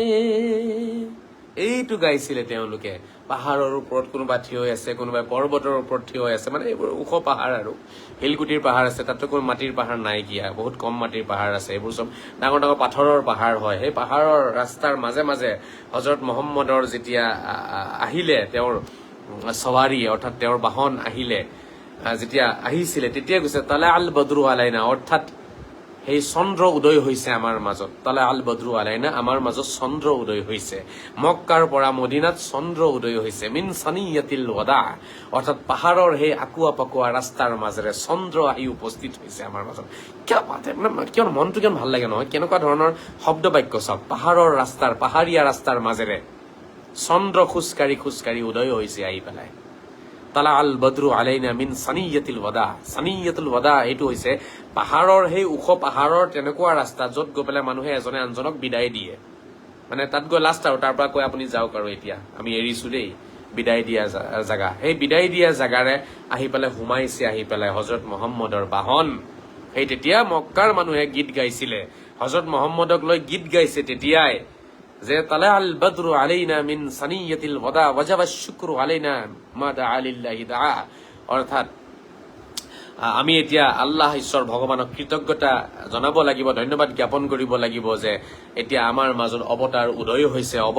অৱতাৰৰ এই চন্দ্ৰৰূপী মুখ তেখেতৰ উদয় হৈছে আমাৰ মাজত আহি। এই মক্কাবাসীয়ে অন্তৰ খুলি স্বাগতম জনাইছিলে, ৱেলকাম জনাইছিলে হজৰত মহম্মদক।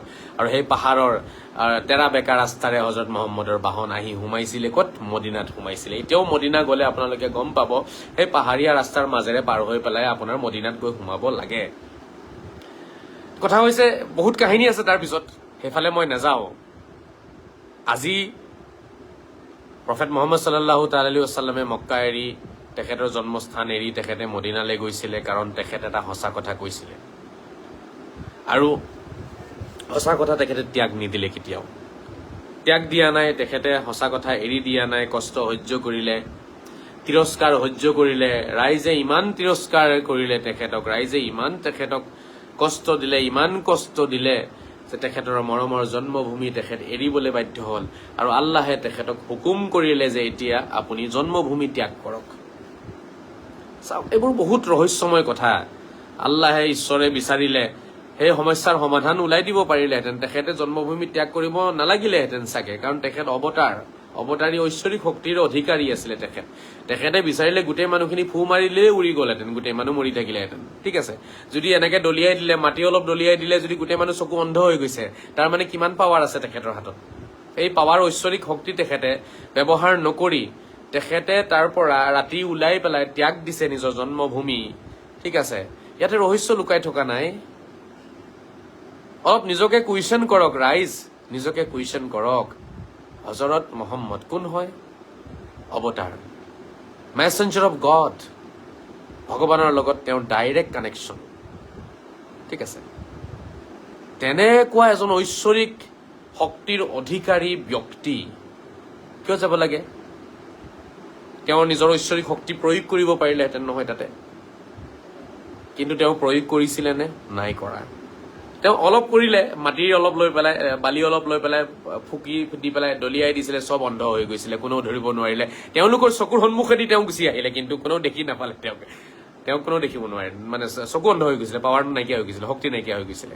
গতিকে শক্তি তেওঁৰ তাতো প্ৰদৰ্শন কৰিছে তেখেতে, বাট অলপ চলপ দেখাই গুচি আহিলে। এই ৰহস্যটো কি লুকাই আছে ইয়াত? তেখেতৰ এই ঘটনাটো, এই যাত্ৰা, হিজিৰতৰ যাত্ৰাত কি ৰহস্য লুকাই আছে? আমি কি শিকিব পাৰিম তাৰ পৰা? আমি কি শিকিম তাৰ পৰা? হয়, আমি সকলোৱে শুনিছো যে তেখেত নিজৰ জন্মভূমি ত্যাগ কৰি মদিনালৈ গুচি গল। অকে, আমি শুনিলো, বুজিলো, বাট আমি কি শিকিলো? আমি ইয়াৰ পৰা কি লেচন পালো? এইটো এটা ডাঙৰ কুৱেশ্যন। তাৰ আনচাৰটো হৈছে যে আমাৰ বাবে তেখেতে এটা পথ মুকলি কৰিছিলে আৰু আমাক এটা শিক্ষা দিছে তেখেতে, যে সত্য কথা তোমালোকে কবা, সত্য কথা সদায় কবা, লাগিলে নিজৰ জন্মভূমি ত্যাগ কৰিবও যদি লাগে ত্যাগ কৰি দিবা, নিজৰ ঘৰ বাৰী ত্যাগ কৰিব লাগে যদিও ত্যাগ কৰি দিবা। সঁচা কথা তোমালোকে কেতিয়াও এৰি নিদিবা, কেতিয়াও মিছাৰ আশ্ৰয় তোমালোকে নলবা, কেতিয়াও অন্যায়ৰ আশ্ৰয় তোমালোকে নলবা। সত্যৰ পথত থাকি যোৱা সদায়, লাগিলে জন্মভূমি ত্যাগ কৰা, নিজৰ ঘৰ বাৰী ত্যাগ কৰা। এইটো শিকাব বিচাৰিছিলে আমাক। নহলে হজৰত মহম্মদৰ মক্কা ত্যাগ কৰাৰ প্ৰয়োজন নাছিলে। তেখেত ঐশ্বৰিক শক্তিৰ অধিকাৰী ব্যক্তি আছিলে। তেখেতে অলপ বালি ছিটিয়াই দিলে যদি মানুহ অন্ধ হৈ যায়, তেতিয়াহ'লে সেইজন ব্যক্তিক, সেইজন মহাপুৰুষ, সেইজন আপোনাৰ অৱতাৰী পুৰুষক কোনেও হত্যা কৰিব নোৱাৰে, কাৰণ তেওঁ নিজে স্বয়ং অৱতাৰী গুণৰ অধিকাৰী ব্যক্তি হয়। গতিকে তেওঁক হত্যা কৰিব কোনেও নোৱাৰে। কিন্তু তেখেতে যিহেতু গোটেই পৃথিৱীবাসীক এই কথাটো এটা মেছেজ দিব বিচাৰিছিলে, তেখেতৰ প্ৰতিটো কৰ্ম, তেখেতৰ প্ৰতিটো কথা, তেখেতৰ প্ৰতিটো আপোনাৰ মুভমেণ্ট আমাৰ বাবে শিক্ষা লৈ আহে, আমাৰ বাবে এক নতুন পথ মুকলি কৰে, আমাক একোটা নতুন শিক্ষা দান কৰে, পাঠ দান কৰে। তেখেতৰ প্ৰতিটো মুভমেণ্টত আমাৰ কাৰণে শিক্ষা আছে। লাকাদ কানা লাকুম ফি ৰাসূলিল্লাহ উছৱাতুন হাসানা, কোৰাণত কৈছে হযৰত মুহাম্মদৰ জীৱনীত আমাৰ কাৰণে লুকাই আছে পথ প্ৰদৰ্শক। আমাৰ কাৰণে পথ প্ৰদৰ্শক লুকাই আছে। তেখেতৰ জীৱনীৰ প্ৰতিটো মুভমেণ্ট, প্ৰতিটো ছেকেণ্ড, প্ৰতিটো তেখেতৰ জীৱনৰ কৰ্ম, প্ৰতিটো তেখেতৰ গুণ আমাৰ বাবে কি হয়? পথ প্ৰদৰ্শক হয়। সেই কথাটো লুকাই আছে তেখেতৰ জীৱনী, আৰু এই কথাটো কোৰাণতো উল্লেখ আছে, লাকাদ কানা ফি ৰাসূলিল্লাহ উছৱা হাসানা। গতিকে মই এইটো ক'ব বিচাৰি আছিলো যে এই যে তেখেতে ত্যাগ কৰি গ'ল, আমাক এইটো বুজাব বিচাৰি আছিলে যে হে মোৰ অনুসৰণকাৰীসকল, সেই পৃথিৱীবাসী, হে মানৱ জাতি, তোমালোকে জানি ৰাখা, মই মহম্মদ আজি নিজৰ দেশ ত্যাগ কৰিছো, নিজৰ জন্মভূমি মই ত্যাগ কৰি পেলাই মই অন্য এঠাইলৈ গৈ আছো। মই অলপো দুখ কৰা নাই, মই সত্য কথা এৰি দিয়া নাই, সত্যক মই প্ৰতিষ্ঠা কৰিব বিচাৰিছিলো। আৰু সত্যক প্ৰতিষ্ঠা কৰিবৰ বাবে যদি তোমালোকৰো ইমানখিনি ত্যাগ দিবলগীয়া কেতিয়াবা হৈ যায়, তেনেকুৱা চিচুৱেশ্যন যদি হৈ যায়, তেতিয়াহ'লে তোমালোকে দুখ নকৰিবা, মুকলি মনেৰে তোমালোকে এৰি দিবা, ঘৰ বাৰী এৰি দিবা, তোমালোকে জন্মভূমি এৰি দিবা, তথাপিও তোমালোকে সত্য কথাক এৰি নিদিবা। জন্মভূমিতকে বেছি মৰমৰ বস্তু কি হ'ব পাৰে? জন্মভূমিতকে বেছি আদৰৰ বস্তু কি হ'ব পাৰে?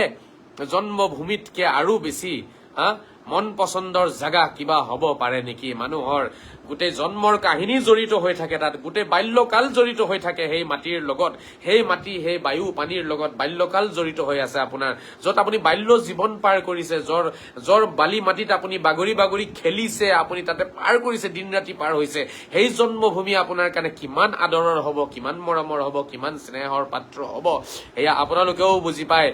হযৰত মহম্মদে সেই কথাষাৰ বুজাব বিচাৰি আছিলে যে হে বিশ্ববাসী, তোমালোকে জানি লোৱা, তোমালোকে বুজি লোৱা, সত্য কথাৰ কাৰণে যদি তোমালোকৰ অতি আদৰৰ জন্মভূমি যদি তোমালোকৰ ত্যাগ কৰিবলগীয়া হয়, ত্যাগ দিবা, তথাপিও সত্য কথা ত্যাগ নিদিবা। কাৰণ সত্য কথাটো ইমানেই মৰ্যাদাপূৰ্ণ আৰু ইমানেই ইম্পৰ্টেণ্ট হয়, ইমানেই আমাৰ কাৰণে গুৰুত্বপূৰ্ণ হয়, ইমানেই আমাৰ কাৰণে দৰকাৰী হয় যে আমি দৰকাৰ পৰিলে জন্মভূমিও ত্যাগ কৰিব লাগিব, কিন্তু আমি কি ত্যাগ কৰিব নোৱাৰো? সঁচা কথা ত্যাগ কৰিব নোৱাৰো। এই কথাটো বুজাব বিচাৰি আছিলে। নহলে এজন অৱতাৰী গুণৰ অধিকাৰী এজন ব্যক্তি, এজন পুৰুষ, যিজনে অলপ মাটি ছিটিয়াই দিলে মানুহৰ চকুৰ পাৱাৰ নাইকিয়া হৈ যায়, শত্ৰুৰ চকুৰ সন্মুখেদি তেখেতে পাৰ হৈ আহিলে, কোনেও ধৰিব নোৱাৰিলে, যিজনে মাতিলে আকাশৰ পৰা দেৱ দেৱীসকলে নামি আহি পেলাই তেখেতক শ্ৰদ্ধা কৰিছে, তেনেকুৱা এজন অৱতাৰী পুৰুষক কোনেও হত্যা কৰিব নোৱাৰে। কিন্তু বিশ্ববাসীক যিহেতু এটা শিক্ষা দিবলৈ প্ৰয়োজন আছিলে, সত্যৰ পথত আগবাঢ়ি গ'লে কিমান কষ্ট হ'ব, কিমান ত্যাগ দিব লাগিব, বুজাবলগীয়া আছিলে, সেইকাৰণে এই হিজৰতৰ ঘটনাটো হৈছে। নহলে এই হিজৰতৰ ঘটনাই কিন্তু প্ৰয়োজন নাছিলে, কাৰণ এজন অৱতাৰী গুণৰ অধিকাৰী এজন পুৰুষক কোনেও হত্যা কৰিব নোৱাৰিব। আৰু স্বয়ং আল্লাহে তেখেতক ছাপোৰ্ট কৰি আছে, স্বয়ং আল্লাহ তেখেতৰ লগত আছে। যাৰ লগত আল্লাহ আছে, ঈশ্বৰ আছে, ভগৱান আছে, তেওঁক কোনোবা হত্যা কৰিব পাৰিব নেকি? আপোনালোকেই কওকচোন, পাৰিব জানো? কাকো হত্যা কৰিব নোৱাৰে। আল্লাহ, ঈশ্বৰ, ভগৱানে যাক লগ দিয়ে সেইজনক কোনেও হত্যা কৰিব নোৱাৰে। তাৰ পিছতো স্বয়ং ঈশ্বৰে নিজে, আল্লাহে নিজে হুকুম কৰিছে যে এতিয়া আপুনি যাওক, মক্কা এৰি যাওক। তাৰ মানে ইয়াতে এক বহুত ডাঙৰ ৰহস্য সোমাই থাকিলে, যিটো ৰহস্যৰ উদ্ঘাটন আমি কৰিব নিবিচাৰিলো কেতিয়াও, আমি হয়তো আৱশ্যক বুলি নাভাবিলো, আমি হয়তো জৰুৰী বুলি নাভাবিলো। আৰু আজি কৰবাত নহয় কৰবাত সত্য কথা কবলৈ গৈ আমাৰ যে ভয় লাগে, আমাৰ যে সেইটো সময়ত ল'ৰা ছোৱালীৰ কথা মনত পৰে, আমাৰ যে ঘৰ বাৰীৰ কথা মনত পৰে। বহুতে ভাবে এই ঘৰটো মই কিমান কষ্টৰে বনাইছো, কিমান মোৰ জীৱনৰ ত্যাগ আছে, মোৰ মাথাৰ ঘাম মই মাটিত পেলাইছো, তাৰপিছত মই এই ঘৰ এই মাটি বাৰী মই বনাইছো, আজি মই কেনেকে এৰিম।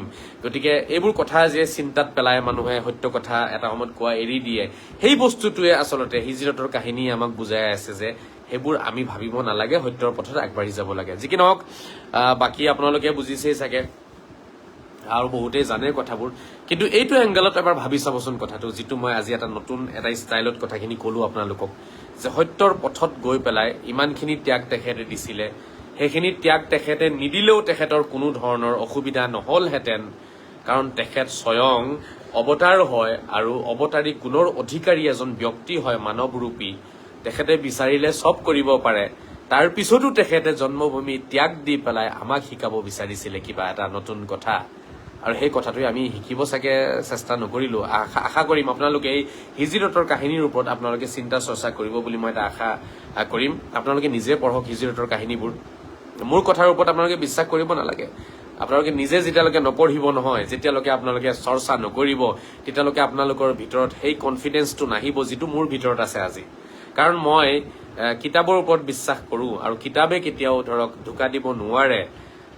যিবোৰ লিখা আছে সেইবোৰে কেতিয়াও ধোকা দিব নোৱাৰে। সেইখিনি মই লিখা কথা নহয়, সেইখিনি ডাঙৰ ডাঙৰ ৰাইটাৰে লিখিছে, ইতিহাস যিসকলে লিখে তেওঁলোকে লিখিছে। গতিকে বিশ্বাসটো অট'মেটিকলি আহি যায়। সেইকাৰণে মই অনুৰোধ জনাম আমাৰ যুৱক যুৱতী, আমাৰ যিসকল জ্যেষ্ঠ যোগ্য জ্ঞানী গুণী সভ্য শিক্ষিত সমাজ সচেতন মহলক অনুৰোধ জনাম আপোনালোকে নিজেও পঢ়ক, আৰু তাৰ পৰা বহুত আৰু নতুন নতুন আপোনালোকে পইণ্ট উলিয়াব পাৰিব। যেনেকে মই এই পইণ্টটো আপোনালোকৰ মাজত দাঙি ধৰিলো আজি, যে হিজৰতত আচলতে এইটো এটা ৰহস্য লুকাই আছে, যে আমাক এটা শিক্ষা দিব বিচাৰিছিলে যে আমি কেতিয়াও যাতে সত্যৰ পথ এৰি নিদিওঁ।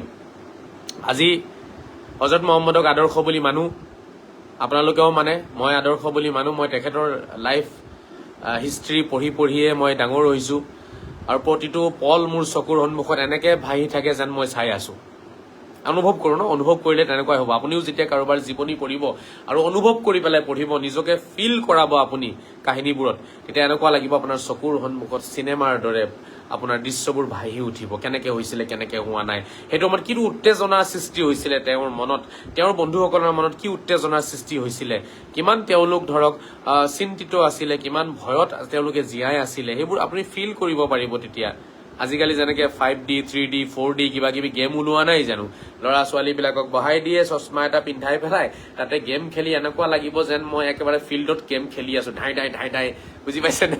আৰু ল'ৰা ছোৱালী পাগল হৈ যায়। চিটি চেণ্টাৰ গুৱাহাটীতে এইবোৰ আছে ওপৰত, একদম পাগল ল'ৰা ছোৱালী এইবোৰ গেম খেলিবলৈ কাৰণে, একদম পুৰা চকীখনো লৰি থাকে। এনেকুৱা লাগিব ন আপোনাৰ যে আপুনিয়ে যেনিবা ফিল্ডত নামি গৈছে আৰু একেবাৰে অস্ত্ৰ শস্ত্ৰ লৈ পেলাই। গতিকে মই এইটোৱে ক'ব বিচাৰিম, হিষ্ট্ৰী পঢ়িলেও আমি সেইটো ফিলিংছ লৈ পেলাই পঢ়িব লাগিব, বুজি পাইছে নে? ফিলিংছটো আমাৰ এইটোৱে হ'ব লাগিব যে আমি একদম ফিল্ডত নামি গৈছো, নামি যোৱাৰ পিছত সেই গোটেই ঘটনাটো যিটো আমি পঢ়ি আছো সেইটো আচলতে আমাৰ লগতে হৈ আছে। তেনেকুৱা এটা ফিলিংছ লৈ পেলাই হিষ্ট্ৰীৰ পঢ়ক না, তেতিয়া পঢ়ি ভাল পাব, তেতিয়া এই সোৱাদ পাব, হিষ্ট্ৰীৰ পঢ়াৰ সোৱাদটো পাব তেতিয়া। আৰু তেতিয়া বহু আপোনাৰ ভিতৰত থকা যিবোৰ চিন্তাৰ শক্তি, যিবোৰ শুই গৈছে, কৰবাত মৰি গৈছে, সেইবোৰ আকৌ সজীৱ হৈ উঠিব, জীপাল হৈ উঠিব, জীয়াই উঠিব। তেতিয়াহে যেতিয়া আপুনি নিজকে ফিল কৰাব চেষ্টা কৰিব। ধন্যবাদ জনাইছো, বহুতে কমেণ্ট কৰিছে। মই এতিয়া বিদায় ল'ম। মোৰ কথাখিনি কোৱাৰ উদ্দেশ্য এইটোৱে, আজি মই বহুতে মোক কয় যে আপুনি আজি ধৰক অলপ সলনি হৈছে বা আপুনি ভয় কৰিছে নেকি। নাই, মই ভয় কৰা নাই, ভয় কৰাৰ কোনো কাৰণ নাই। যিহেতু মোৰ মা আছে, ভণ্টি আছে, গতিকে তেওঁলোকৰ কথা ভাবাটো মোৰ কৰ্তব্য হয়। গতিকে সেইকাৰণে ধৰক কথাবোৰ চিন্তা কৰি ক'বলগীয়া হৈ যায়। কিন্তু আফচোচ লাগিছে, চবতকে বেছি মোৰ দুখ লাগিছে আৰু যে মোৰ কথাবোৰ আচলতে ৰাইজে হয়তো বুজিব চেষ্টা কৰা নাই, আৰু চিন্তা কৰিলে বুজিব পাৰিলেহেঁতেন। মই কাৰো শত্ৰুটো নহওঁ, বাট মই চাগে আপোনালোকৰ বহুত বেছি আপোনালোকৰ কথাই ভাবিছিলো, ভাবি আছো বা ভাবি থাকিম। সমাজখনৰ কথা ভাবিলো, দেশৰ কথা ভাবিলো, আৰু সকলোকে লৈ পেলাই এই হজৰত মহম্মদৰ আদৰ্শখিনিক আমাৰ মাজত জীয়াই তুলি পেলাই আগবাঢ়িম বুলিয়ে ভাবিছিলো। হজৰত মহম্মদৰ এটা মুখৰ বাণী আছে, মান আহিয়া সুন্নাতাম মিন সুন্নাহ, ইন্দা ফাসাদি উম্মতি ফালাহু আজরু মিয়াত শাহিদ। কোনোবা এটা হজৰত মহম্মদৰ আদৰ্শ যদি বিলীন হৈ যায়, সেই আদৰ্শক যদি আকৌ কোনোবাই জীয়াই তোলে, তেতিয়াহ'লে 100জন শ্বহীদৰ সোৱাব পাব। আজি যে সত্য কথা ক'বলৈ গ'লে নিজৰ জান প্ৰাণ, নিজৰ দেশ, নিজৰ ঘৰ সংসাৰ ত্যাগ দিব লাগে, এইটো এটা হজৰত মহম্মদৰ আদৰ্শ আছিলে। এই আদৰ্শ আজি জানো আমাৰ মাজত আছে? আজি জানো আমাৰ মাজত আছে এই আদৰ্শ? আজি সেই আদৰ্শক মই জীয়াই তুলিব বিচাৰি আছো। আৰু সেইখিনি কৰিব গৈ মই লাগিলে যদি নিজেও যদি মই ক'ৰবাত যাবলগীয়া হয়, তেতিয়াও যাম। কোনো ধৰণৰ মোৰ তাতে আফচোচ নাই, দুখ নাথাকিব। কাৰণ মই প্ৰতিটো খোজতে মোৰ এনেকুৱা ফিল হয় যে হজৰত মহম্মদৰ আদৰ্শখিনি মানি গৈ আছো, তেখেতক ফ'ল' কৰিছো, তেখেতক অনুসৰণ কৰিছো। গতিকে তেখেতক যেতিয়া অন্তৰত বহাই দিলো, মন মগজুত যেতিয়া তেখেতৰ ছবি আহি গ'ল, তেতিয়া ক'ৰবাত নহয় ক'ৰবাত অলপ কষ্টটো হ'বই। আজি সেই এটা আদৰ্শ যিটো আছিলে যে হিজৰতৰ ঘটনাত যিটো তেখেতৰ আদৰ্শ, তেখেতৰ গুণ লুকাই আছিলে, তেখেতৰ আহ্বান লুকাই আছিলে, তেখেতে আমাক দিয়া শিক্ষা লুকাই আছিলে, সেই শিক্ষাটো ক'ৰবাত নহয় ক'ৰবাত বিলীন হৈ গৈছে। আৰু আমি আজি কথা ক'বলৈ ভয় কৰোঁ। আমাৰ চিন্তা লাগে, ল'ৰা ছোৱালীৰ কথা, চাকৰি বাকৰিৰ কথা চিন্তা লাগে। এই বিপদৰ সময়ত মোক বহুতেই ক'লে, আমিতো চাকৰি বাকৰি কৰোঁ আজাৰী চাহাব, আমি যদি এতিয়া মুকলিয়াকে আপোনাক সমৰ্থন দিওঁ, হয়তো চাকৰিৰ ওপৰত প্ৰশ্ন উঠিব পাৰে। বহুতেই ক'লে ল'ৰা ছোৱালীৰ কথা, বহুতেই ক'লে সংসাৰৰ কথা। গতিকে একো নাই দিয়ক, মই কাকো বেয়া পোৱা নাই। চবেই ধৰক নিজৰ নিজৰ যিমানখিনি শক্তি আছে, যিমানখিনি বুজা শক্তি আছে, যিমানখিনি চিন্তা চৰ্চা আছে, বা নিজৰ যিমানখিনি অনুভৱ আছে, সেই অনুভৱখিনি লৈয়ে সকলোৱে কাম কৰিব পাৰিব। লা ইউকাল্লিফুল্লাহু নাফছান ইল্লা উছাহা, নিজৰ শক্তি অনুযায়ী সকলোৱে কাম কৰে, সকলোৱে আগবাঢ়ি আহে। গতিকে মই কাকো দুখ দিয়া নাই। কিন্তু মোৰ অলপ কষ্ট বহুত হৈছে যে আজি কিছু ব্যক্তিয়ে যদি এই বিপদৰ সময়ত যদি ওলাই আহি পেলাই লগ দিলেহেঁতেন, তেতিয়াহ'লে হয়তো ভাল লাগিলেহেঁতেন যে এই 1400 বছৰ পিছতো হজৰত মহম্মদৰ অনুসৰণকাৰী আমি, আৰু আমাৰ মাজত সেই হিজৰতৰ আদৰ্শটো এতিয়াও আমাৰ মাজত আছে। হিজৰতৰ আদৰ্শ আজি আমাৰ মাজত আছে নে নাই, এইটো আমি নিজকে প্ৰশ্ন কৰিব লাগিব। হিজৰতৰ আদৰ্শটো আমাৰ মাজত আছেনে? এইটো এটা ডাঙৰ আদৰ্শ। এই আদৰ্শ যদি আমি আপোন কৰি ল'ব পাৰোঁ, তেতিয়াহ'লে কিন্তু আমি জীৱনত কেতিয়াও লজ্জিত নহ'ম, আৰু আমাৰ মান মৰ্যাদা আৰু আমাৰ গুণ গৰিমা আকৌ ঘূৰি আহিব। হিজৰতৰ আদৰ্শ আমাৰ মাজত নাই যেন লাগে। যদি আছে তেন্তে ভাল কথা, মই বহুত হেপী হ'ম এইটো কথাত। আৰু মই সেইখিনিকেই আকৌ জীয়াই তুলিব চেষ্টা কৰি আছোঁ। এইটোতেতো হজৰত মহম্মদে কৈছিলে ন, মান আহিয়া সুন্নাতাম মিন সুন্নতি ইনদা ফাসাদি উম্মতি ফালাহু আজরু মিয়াতি শাহিদ। 100জন শ্বহীদে যিটো আপোনাৰ কি পায়, পুণ্য পাব, সেই 100জন শ্বহীদৰ পুণ্য আপুনি একেকোবে পাই যাব, যদিহে আপুনি এটা মৰি যোৱা ভাল এটা আদৰ্শ কাৰোবাৰ, হজৰত মহম্মদে কৈছে মোৰ যিটো মৰি যোৱা আদৰ্শ যদি জীয়াই তোলে কোনোবাই, মোৰ বিলীন হৈ যোৱা আদৰ্শক যদি ৰাইজৰ মাজত কোনোবাই দাঙি ধৰিব পাৰে, তেতিয়াহ'লে 100জন শ্বহীদৰ সোৱাব পাব। গতিকে হজৰত মহম্মদে যিবোৰ কথা কৈছে, এইবোৰ সত্য কথা, চিৰসত্য। আপোনালোকেও আগবাঢ়ি আহক, আৰু এই তেখেতৰ আদৰ্শ যিবোৰ আজি বিলীন হ'ব ধৰিছে, সেই আদৰ্শখিনিক জীয়াই তোলক। তেতিয়া চাব সকলোৱে 100জন শ্বহীদৰ মৰ্যাদা পাব, 100জন শ্বহীদৰ পুণ্য পাব। শ্বহীদ বুলি ক'লে এক ফুটা তেজ দিয়াই ডাঙৰ কথা আজিকালিতো কোনোবাই যদি কয় যে আপুনি অলপ তেজ দিবনে, মোৰ ল'ৰাজনৰ অলপ বেমাৰ আছে, তেজ লাগে, বহুতে তেজ দিব নিবিচাৰে। এইটো এটা কথা অপ্ৰাসংগিক যদিও মই ইয়াত কৈ দিব বিচাৰিম। তেজ দিব পাৰিব, তেজ দিব লাগে। ব্লাড বেংকত যে তেজ দিয়ে, সেইটো ভাল কৰ্ম হয়, দিব লাগে। আপোনাৰ ব্লাডে যদি কাৰোবাৰ শৰীৰত শক্তি আনি দিয়ে, ইয়াতকে ডাঙৰ কাম কি হ'ব পাৰে? ইয়াতকে ডাঙৰ পুণ্যৰ কাম কি হ'ব পাৰে? এইবোৰ পুণ্যৰ কাম মানে ফিক্সড থাকে, এইটো গ্ৰহণযোগ্য হয়। আপুনি দিয়ক আৰু লগে লগে আপোনাৰ একাউণ্টত আপোনাৰ বস্তুটো ট্ৰান্সফাৰ হৈ যাব, অৰ্থাৎ আপোনাৰ যিখিনি পুণ্য থাকিব সেইখিনি আপুনি পাই যাব। ইয়াতে কোনো সন্দেহ নাথাকে। গতিকে ব্লাড দিব লাগে। ব্লাড দিবলৈ কাৰণে কেতিয়াও কাকো মানা কৰিব নালাগে, কাৰণ যাৰ ব্লাডৰ প্ৰয়োজন হয় নহয়, সেই পৰিয়ালটোৰ সেই মানুহজনে অনুভৱ কৰে কষ্টখিনি, বা সেই সময়ত তেওঁলোকৰ যিটো এটা অনুভৱ থাকে, সেইটো হয়তো আপুনি বাহিৰত থাকি বুজিব নোৱাৰিব। কেতিয়াবা আপোনাৰ পৰিয়ালৰ কোনোবাৰ যদি তেজৰ প্ৰয়োজন হয়, ৰক্তৰ প্ৰয়োজন হয়, ডক্তৰে যদি কয় যে আধা ঘণ্টাৰ ভিতৰত 1 লিটাৰমান তেজ লাগিব, তেজৰ গ্ৰুপটো হৈছে এইটো গ্ৰুপ, নেগেটিভ পজিটিভ যি কয় আপোনাক, মোটামুটি সেইটো গ্ৰুপৰ তেজ আপোনাক আনি দিব লাগিব। আনি দিব নোৱাৰিলে হয়তো মৃত্যুৰ ফালে আগবাঢ়ি যাব। সেইটো সময়ত যিটো ফেমিলিয়ে যিটো ফিল কৰে, যিটো ভয়, যিটো উত্তেজনা, যিটো কষ্ট অনুভৱ কৰে, যিটো অসহায় হৈ যায় তেওঁলোক কেতিয়াবা, সেই সময়ত যদি আপুনি কাৰোবাক যদি অলপ সহায় কৰি দিয়ে, কসম খুদা কি, কসম খুদা কি কোনেও ৰখাব নোৱাৰে জান্নাতৰ পৰা আপোনাক, কোনেও ৰখাব নোৱাৰে। গতিকে এইবোৰ এনেকুৱা কৰ্ম হয় মানে ইয়াতে 100% গ্যাৰাণ্টি থাকে যে আপোনাৰ কৰ্মটো গ্ৰহণযোগ্য হ'ব। সেইকাৰণে সকলোকে আহ্বান জনাম, তেজ দিয়াত আপোনালোকে কেতিয়াও আপোনালোকে তাতে হেৰি নকৰিব, অৱহেলা নকৰিব, দিব। আৰু নিজকে কনজুচ বুলি প্ৰমাণ কৰি নিদিব, তেজ দিব পাৰে। তেজ এনেকুৱা এটা বস্তু আপোনাৰ বডিৰ পৰা যদি 1 লিটাৰ মান ওলাইও যায়, আকৌ নতুনকে আপোনাৰ বডিত বস্তুটো উৎপন্ন হৈ যাব। আপুনি অলপ খানা চানা খাই দিলে 1-2 দিনতে আপোনাৰ ৰিকভাৰী হৈ যায়, লাহে লাহে হৈ যাব। এদিনত দুদিনত নহলেও সপ্তাহ দিন বা 10 দিনত আপোনাৰ ৰিকভাৰী হৈ যাব। গতিকে আপুনিতো কোনো ধৰণৰ বস্তু হেৰুৱাই নেপেলায়, কিন্তু কাৰোবাৰ জীৱন বাচি যাব। সেইকাৰণে তেজ ৰক্তদান কৰিব সকলোৱে। ৰক্তদান কৰাটো এটা ডাঙৰ পুণ্যৰ কাম হয়। ইয়াতে কোনো আল্টু ফাল্টু কথা ভাবিব নালাগে, এইবোৰ ব্লাড বেংকত জমা কৰি থব, হেন কৰিব থব, তেন কৰি থব। বাবা তোমাৰ ইমান চিন্তা কৰাৰ প্ৰয়োজন নাই না, দি দিব লাগে। গৈ পেলাই দি আহক, যাৰ ওচৰতে যাব সেই ৰক্তটো, যাৰ গাতে যাব, যাৰ বডিতে যাব, সেই মানুহজনে নিশ্চিত ৰূপে কিবা এটা দুৱা দিব, এটা আশীৰ্বাদ দিব। সেই আশীৰ্বাদটো সদায় আপোনাৰ কাৰণে কামত আহিব। এইটো অপ্ৰাসংগিক আছিলে কথাটো, বহুতে মোক জনাইছিলে বাৰু ৰক্তদানৰ কথাটো আলোচনা কৰিবলৈ কাৰণে। আজি অপ্ৰাসংগিকভাৱে কথাটো মই কৈ দিলোঁ ইয়াত। গতিকে আপোনালোকে এইটো মনত ৰাখিব। যি কি নহওক, এতিয়া কথা হ'ল,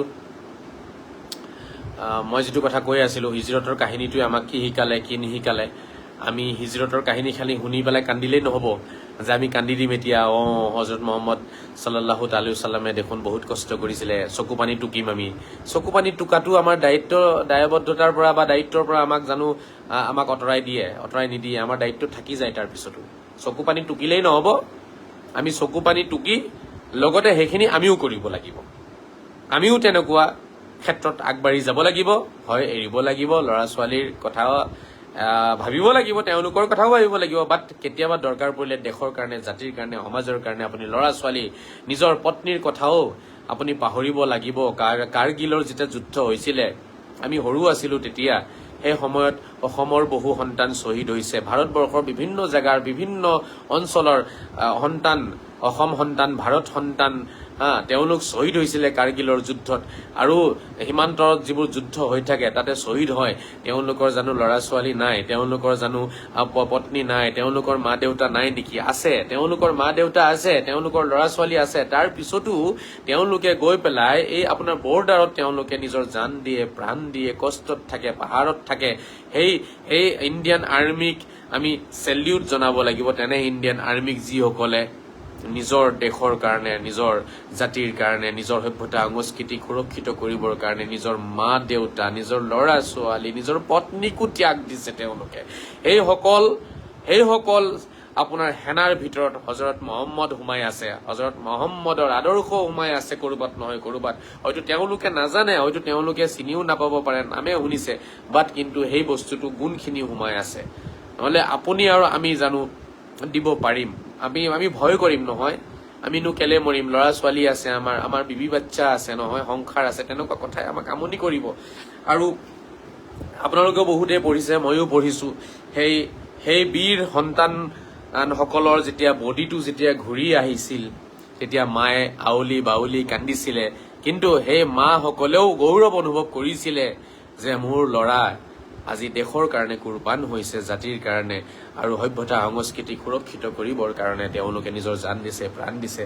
গতিকে তেওঁলোক হৈছে আচলতে নাৰী, তেওঁলোকে হৈছে আচলতে মা, যি মায়ে এনেকুৱা সন্তান জন্ম দিয়ে। গতিকে মই বিচাৰিম, চাওক, আমিও অকল কাৰ্গিলত যিসকলে গৈ প্ৰাণ দিছে, যিসকলে দেশৰ কাৰণে মৰিছে, তেওঁলোকেই নহয়, আমি সকলোৱে নিজৰ দেশক সুৰক্ষিত কৰিব লাগিব, নিজৰ সভ্যতা সংস্কৃতি সুৰক্ষিত কৰিব লাগিব, নিজৰ ভাষা আমি সুৰক্ষিত কৰিব লাগিব। আমি সকলোৱে আগবাঢ়িব লাগিব নহয়। এতিয়া ভাৰতীয় সভ্যতা সংস্কৃতিটো আমিয়ে সুৰক্ষিত কৰিব লাগিব।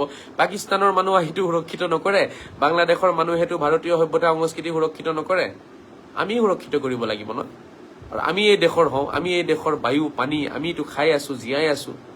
গতিকে আমিতো কৰিব লাগিব, কিন্তু আমি জানো কৰিছো? সেইটো এটা ডাঙৰ প্ৰশ্ন। অকল আমি সেই গুণবোৰ গাই থাকিম নেকি যে নহয় অমুক শ্বহীদ হৈছিলে, তমুক শ্বহীদ হৈছিলে? তেওঁলোকে কৰিলে, তেওঁলোকৰ দায়িত্ব তেওঁলোকে পালন কৰিলে। দেশৰ প্ৰতি তেওঁলোকৰ যিটো দায়িত্ব আছিলে, যিটো কৰ্ম আছিলে, কৰণীয় কাম আছিলে, কৰিলে তেওঁলোকে, দেখাই দিলে তেওঁলোকে। এতিয়া আমি তেওঁলোকৰ গীত গাই পাৰ হলেতো নহব, আমি তেওঁলোকৰ দৰে হ'ব চেষ্টা কৰিব লাগিব। সেই বীৰ শ্বহীদসকলৰ তেওঁলোকৰ গুণ আমাৰ মাজত আমি জীয়াই তুলিব লাগিব, তেওঁলোকক আমি আদৰ্শ বনাব লাগিব। আমিও আমাৰ ল'ৰা ছোৱালী বা পৰিয়ালক আমিও সময়মতে উৎসৰ্গা কৰিব পাৰিব লাগিব, দেশৰ কাৰণে ত্যাগ দিব পাৰিব লাগিব। এয়াই হৈছে আমাৰ শিক্ষা। নহলে কাৰ্গিলৰ যুদ্ধই আমাক আজি কি শিকায়? আমি কি পাম তাত? সেইখন খুচৰিলে বা সেই কাহিনীবোৰ পঢ়িলে আমি কি শিকিম? বা আজি আমাৰ ল'ৰা ছোৱালীক আমি কি শিকাম? বা উঠি অহা নৱপ্ৰজন্মক আমি কি শিকাম কাৰ্গিলৰ কাহিনী কৈ পেলাই? হুছেইনৰ কাহিনী যিটো হৈছে আপোনাৰ কাৰবালাৰ কাহিনীৰ পৰা আমি কি শিকাম? এইটোৱেতো শিকাম ন, যে কাৰবালাত যে হুছেইনে নিজৰ জান প্ৰাণ দিলে, লগতে ৭২ জনক লৈ পেলাই নিজৰ জান প্ৰাণ দিলে, তাতে কি লুকাই আছে আমাৰ কাৰণে? অকল এইটো কাহিনী শুনি পেলাই আমি কান্দিলেতো নহব, যে আমি কান্দিম ঘৰত বহি বহি খুব হুহুৱাই কান্দিম, চকু পানী ওলাব, ৰুমালেৰে চকু পানী মুচিম, কাৰ্গিলৰ কাহিনী শুনি পেলাই তেওঁলোকৰ কথাবোৰ শুনি কাহিনী শুনি আমি কান্দিম। এইটোতো নহয়। কান্দাটো বাৰু স্বাভাৱিক, সেইটো আপোনাৰ মানুহৰ এনেকুৱা এটা নেচাৰ থাকে, এইটো নেচাৰেল হয়। দুখৰ কাহিনী শুনিলে তেতিয়া আমাৰ চকু পানী ওলায়। কিন্তু লগত আমিও নিজকে প্ৰস্তুত কৰিব লাগিব, নিজকে ৰেডি কৰিব লাগিব, যাতে আমিও সময়মতে কি কৰিব পাৰো? ত্যাগ দিব পাৰো। গতিকে শ্ৰদ্ধাৰ মুছলমান সমাজ, আমাৰ যুৱক যুৱতী আৰু আমাৰ উঠি অহা নৱপ্ৰজন্ম আৰু জ্যেষ্ঠ যোগ্য জ্ঞানী গুণী সকলোকে মই অনুৰোধ জনাম, আহক আমি আমাৰ সমাজখনো তেনেকে গঢ় দি তোলো আৰু হজৰত মহম্মদৰ সেই আদৰ্শখিনি আমি জীয়াই তোলো। দৰকাৰ পৰিলে আজি আমি নিজৰ দেশৰ কাৰণে, নিজৰ জাতিটোৰ কাৰণে, বা ধৰক নিজৰ সভ্যতা সংস্কৃতিৰ কাৰণে, দেশৰ সভ্যতা সংস্কৃতিৰ কাৰণে আমি কি কৰিম? আমি নিজকে কোৰবান দিবলৈ কাৰণে ৰেডি থাকিব লাগিব। প্ৰতিটো মুহূৰ্ততে আমি ৰেডি থাকিব লাগিব। এইখিনি যদি আমাৰ নহয়, তেতিয়াহ'লে এই জীৱনটো বেকাৰ জীৱন হৈ যাব। হয় আপুনি এচিড থাকিব, আপুনি মাছ ভাত খাব, ডাঙৰ ডাঙৰ মাছ খাব, আপোনাৰ ফ্ৰিজ ভৰ্তি আছে, আপোনাৰ ঠাণ্ডা মাণ্ডা মিঠাই চিঠাই ফ্ৰিজত ভৰ্তি হৈ আছে, কেইদিন খাব আপুনি? একো লাভ নাই। হয় আপুনি সুখ শান্তি জিভা, ইয়াৰে সোৱাদ হয় এইখিনি, এই সোৱাদখিনিৰ বাহিৰে আৰু একো নাই। ঠিক আছে, আপুনি জীৱনত কিবা কৰিছো বুলি কেতিয়াবা ভাবিব নোৱাৰিব, কিবা কৰিছো বুলি ভাবিব নোৱাৰিব। আজি জানে মোৰ জীৱনৰ চবতকে ভাল কাম কি হৈছে জানেনে? সেইটো হৈছে মই জেললৈ গলো। মই যে জেললৈ গৈছিলো, এক ৰাতি থাকি আহিলো, এই ৰাতিটো কিন্তু মোৰ কাৰণে চিৰস্মৰণীয়। মই গৌৰৱ অনুভৱ কৰো, মই কিবা এটা কৰিছো। সত্যৰ কথাত জেলত গৈ পেলাই এক ৰাতি থাকি আহিছো, এই কথাটো মোৰ জীৱনৰ আটাইতকৈ মূল্যৱান ৰাতি, আটাইতকৈ গুৰুত্বপূৰ্ণ ৰাতি মোৰ। সেইকাৰণে মই ৰাতিটো নোহোৱাকে পাৰ কৰিছিলো তাত। আৰু মই নিজকে গৌৰৱ অনুভৱ কৰিলো যে মই আজি আহি ইয়াত শুইছো, কাৰণ মই সঁচা কথা কৈছিলো। গতিকে এনেকুৱা কিছুমান মুহূৰ্ত আপোনালোকৰ সকলোৰে থাকিব লাগিব, যিখিনি মুহূৰ্তক আপুনি স্মৰণ কৰি হয়তো আপুনি হাঁহিব, কৰবাত চকু পানী ওলাব, আপুনি নিজৰ বুকু ফুলিব, গৌৰৱত বুকু ফুলিব। আপোনাৰ বুকু ফুলিব লাগিব গৌৰৱত, আপুনি নিজকে নিজে প্ৰাউড ফিল কৰিব লাগিব। তেনেকুৱা মুহূৰ্ত আমাৰ জীৱনত আছেনে? যিটো মুহূৰ্তক আমি স্মৰণ কৰি প্ৰাউড ফিল কৰো, আমি কিবা এটা কৰিছো দেশৰ কাৰণে, জাতিৰ কাৰণে, সভ্যতা সংস্কৃতিৰ কাৰণে আমি কিবা এটা কৰিছো বুলি, তেনেকুৱা কিবা এটা মুহূৰ্ত আছেনে? যদি নাই, তেতিয়াহ'লে ক্ৰিয়েট কৰক, তেনেকুৱা মুহূৰ্ত আনক, তেনেকুৱা কিবা এটা কৰিব চেষ্টা কৰক, যিটো আপুনি এটা সময়ত মানুহক ক'ব পাৰিব। আজি মই 20 বছৰ পিছত যদি মই জীয়াই থাকো, মই কাৰোবাক ক'ব পাৰিম, তেতিয়া মোৰ বয়স 50 হৈ যাব, 55 হৈ যাব, হয়নে? মই তেতিয়া বয়সস্থ হৈ যাম। 60 বছৰ বয়সত যদি মই জীয়াই থাকো, হয়তো তেতিয়া মই বহু ল'ৰা ছোৱালীক মাতি আনি ক'ব পাৰিম যে বোপাই, সঁচা কথা কৈছিলো বাবে এৰাতি জেলত থাকিছিলো। এই কথাখিনি ক'বতো পাৰিম। এনেকুৱা মুহূৰ্ত আছেনে আমাৰ জীৱনত? এইটো কিন্তু বহুত ডাঙৰ কথা। হয়তো বহুতে হাঁহিব, এতিয়া বহুতে তিৰস্কাৰ কৰিব, কৰক, মোৰ ক'বলৈ একো নাই, কিন্তু অনুভৱ কৰক মোৰ কথাখিনি, মই কি কৈ আছো। মুহূৰ্ত আছেনে তেনেকুৱা? মই আগতেও বহুবাৰ, কেইবা বছৰ আগত মোৰ ষ্টাইলটো আজিৰ ষ্টাইলে আছিলে। এইটো যিটো ষ্টাইলত মই কথা পাতিছো, তেনেকুৱা ষ্টাইলতে মই এটা সময়ত ভাষণ দিছো, আৰু বহুতে মানুহে হুৱাই কান্দিছে মোৰ ভাষণ শুনি পেলাই। যিবোৰ মানুহে ধৰক আজি মোক খেদি ফুৰিছে, তেওঁলোকে এটা সময়ত মোৰ ভাষণ শুনি কান্দিছিলে। সেই সময়ত মই এনেকুৱা ভাষণে দিছিলো, আৰু মই বহুত সাংঘাতিক ভাষণ দিব পাৰো। এতিয়া যিহেতু লাইভত কৈ আছো কথাখিনি, লাইভত কোৱাৰ এটা ফিলিংছ বেলেগ থাকে, আৰু ৰাইজৰ মাজত গৈ কথাখিনি ক'লে এইটো এটা বেলেগ ফিলিংছ আহে। মই বহুদিন আগত কৈছিলো যে হজৰত মহম্মদে নাখাই কষ্টৰে জীৱন পাৰ কৰিছে, তেওঁ পেট ভৰি খানা খোৱা নাছিলে জীৱনত কেতিয়াও। এইখিনি কাহিনী আমি পঢ়ো, বাছ পঢ়ি পেলাই চকু পানী টুকি থৈ দিওঁ। কথা হৈছে আপুনিও তেনেকুৱা দিন পাৰ কৰিছেনে? সেইটো লাগে নহয়। আপোনাৰ ওচৰত খাবলৈ থাকিব লাগিব, তাৰপিছত নাখাই থাকিব লাগিব, এইটো এটা কথা আছে ইয়াত, আকৌ এটা ফেক্ট এটা আছে ইয়াত। এতিয়া আপোনাৰ ওচৰত খাবলৈ নাই, চাপ'জ আপোনাৰ ওচৰত টকা পইচা নাই, আপুনি নাখাই থাকিলে 3 দিন মান, সেইটো আপোনাৰ কৰ্ম দুখত নাখাই থাকিছে আপুনি। সেই নাখাই থকা আৰু হজৰত মহম্মদৰ উপবাসে থকা, তেখেতে কষ্টৰে জীৱন পাৰ কৰা, দুটাৰ মাজত পাৰ্থক্য আছে। আপোনাৰ কাম কাজ নাই, ঠিক আছে, আপুনি এতিয়া নিবনুৱা হৈ আছে, টকা পইচা নাই কাৰণে আপুনি এসাঁজ খাই এসাঁজ নাখায়, এইটো আপোনাৰ কৰ্ম দুখৰ ফল। হয়তো আপুনি ক'ৰবাত কিবা এটা ভুল কৰিছে কাৰণে আজি আপোনাৰ এইখিনি হৈছে, মই এইটো কোৱা নাই। হজৰত মহম্মদ পৃথিৱীৰ আটাইতকৈ ধনী ব্যক্তি আছিল। তেখেতে বিচাৰিলে পাহাৰ সোণৰ হৈ যায়, ফুকি দিলে বোলে পাহাৰ সোণৰ হৈ যাব। তেখেতে নিজে কৈছে কথাষাৰ, লাউচিত লাচাৰাত মাই জেবালু যাহাবি ওয়াল ফিদ্দা, কৈছে এই পাহাৰবোৰ সোণৰ হৈ যাব, এই পাহাৰবোৰ কিহৰ হৈ যাব? ৰূপৰ হৈ যাব, সোণৰ ৰূপৰ পাহাৰলৈ ৰূপান্তৰিত হৈ যাব এই শিলৰ পাহাৰবোৰ, যদি মই বিচাৰো, এবাৰ যদি ইচাৰা কৰো আঙুলিৰে যদি মই এবাৰ ইংগিত দিওঁ। তেখেত ধনী আছিলে, মানে সৰ্বধনী। তাৰ পিছতো তেখেতে পেট ভৰাই খানা নাখাই থাকিছিলে। ত্যাগ, ইয়াকে কয় ত্যাগ। মই এই কথাটো কৈছো, এনেকুৱা সময় আমাৰ আছেনে? চাপোজ ধৰক আপুনি ৰাস্তাৰে গৈ আছে গাড়ী এখন লৈ পেলাই, দুখীয়া মানুহ দেখিলে আপুনি, তেওঁলোকে খাব পৰা নাই, শুব পৰা নাই, আপুনি কিবা এটা দান বৰঙণি দিলে, পাৰিলে যদি দি, আপুনিও বোলে আজি মই 2 দিন নাখাই থাকিম, অকল পানী খাম, অলপ চলপ লাইট কিবা এটা মই ল'ম, মই ভাল খানা নাখাওঁ, মই অলপ কষ্ট অনুভৱ কৰো তেওঁলোকৰ কাৰণে, নিজকে আধ্যাত্মিক, ইয়াকে কয় আধ্যাত্মিক প্ৰেক্টিচ। এনেকুৱা দিন পাৰ কৰিছোনে আমি কেতিয়াবা? হজৰত মহম্মদে গোটেই ৰাতি নোহোৱাকে তেখেতে কেতিয়াবা নামাজ পঢ়িছে, অলপ সময় হৈছে, তাৰপিছত নামাজ পঢ়িছে। আমি তেনেকুৱা ৰাতি পাৰ কৰিছোনে? আছেনে তেনেকুৱা কোনোবা এটা ৰাতি যিটো আমি ক'ব পাৰিম যে হজৰত মহম্মদৰ সন্মানত, তেখেতৰ মৰমত, তেখেতৰ শ্ৰদ্ধাত, তেখেতক ভক্তি জনাই আজি গোটেই ৰাতি নোহোৱাকে মই নামাজ পঢ়ি পেলাই পাৰ কৰিম? আছেনে তেনেকুৱা ৰাতি আমাৰ জীৱনত? নাই। মই সুধিছিলো তেনেকুৱা কথা, বহুতক মই সুধিছিলো। আমি অকল হজৰত মহম্মদক তেওঁক স্মৰণ কৰি পেলাই চকু পানী টুকিলেতো নহব, আমিও তেনেকুৱা ৰাতি 2-এটা পাৰ কৰিব পাৰিছোনে? যে আমিও আজি গোটেই ৰাতি নোহোৱাকে তেখেতক স্মৰণ কৰিম, ঈশ্বৰ আল্লাহ ভগৱানক স্মৰণ কৰিম, আৰু আমি ৰাতিটো পাৰ কৰিম। এনেকুৱা ৰাতি এটা ৰাতিও চাগে নোলাব বিচাৰিলে আমাৰ বহুতৰে জীৱনত।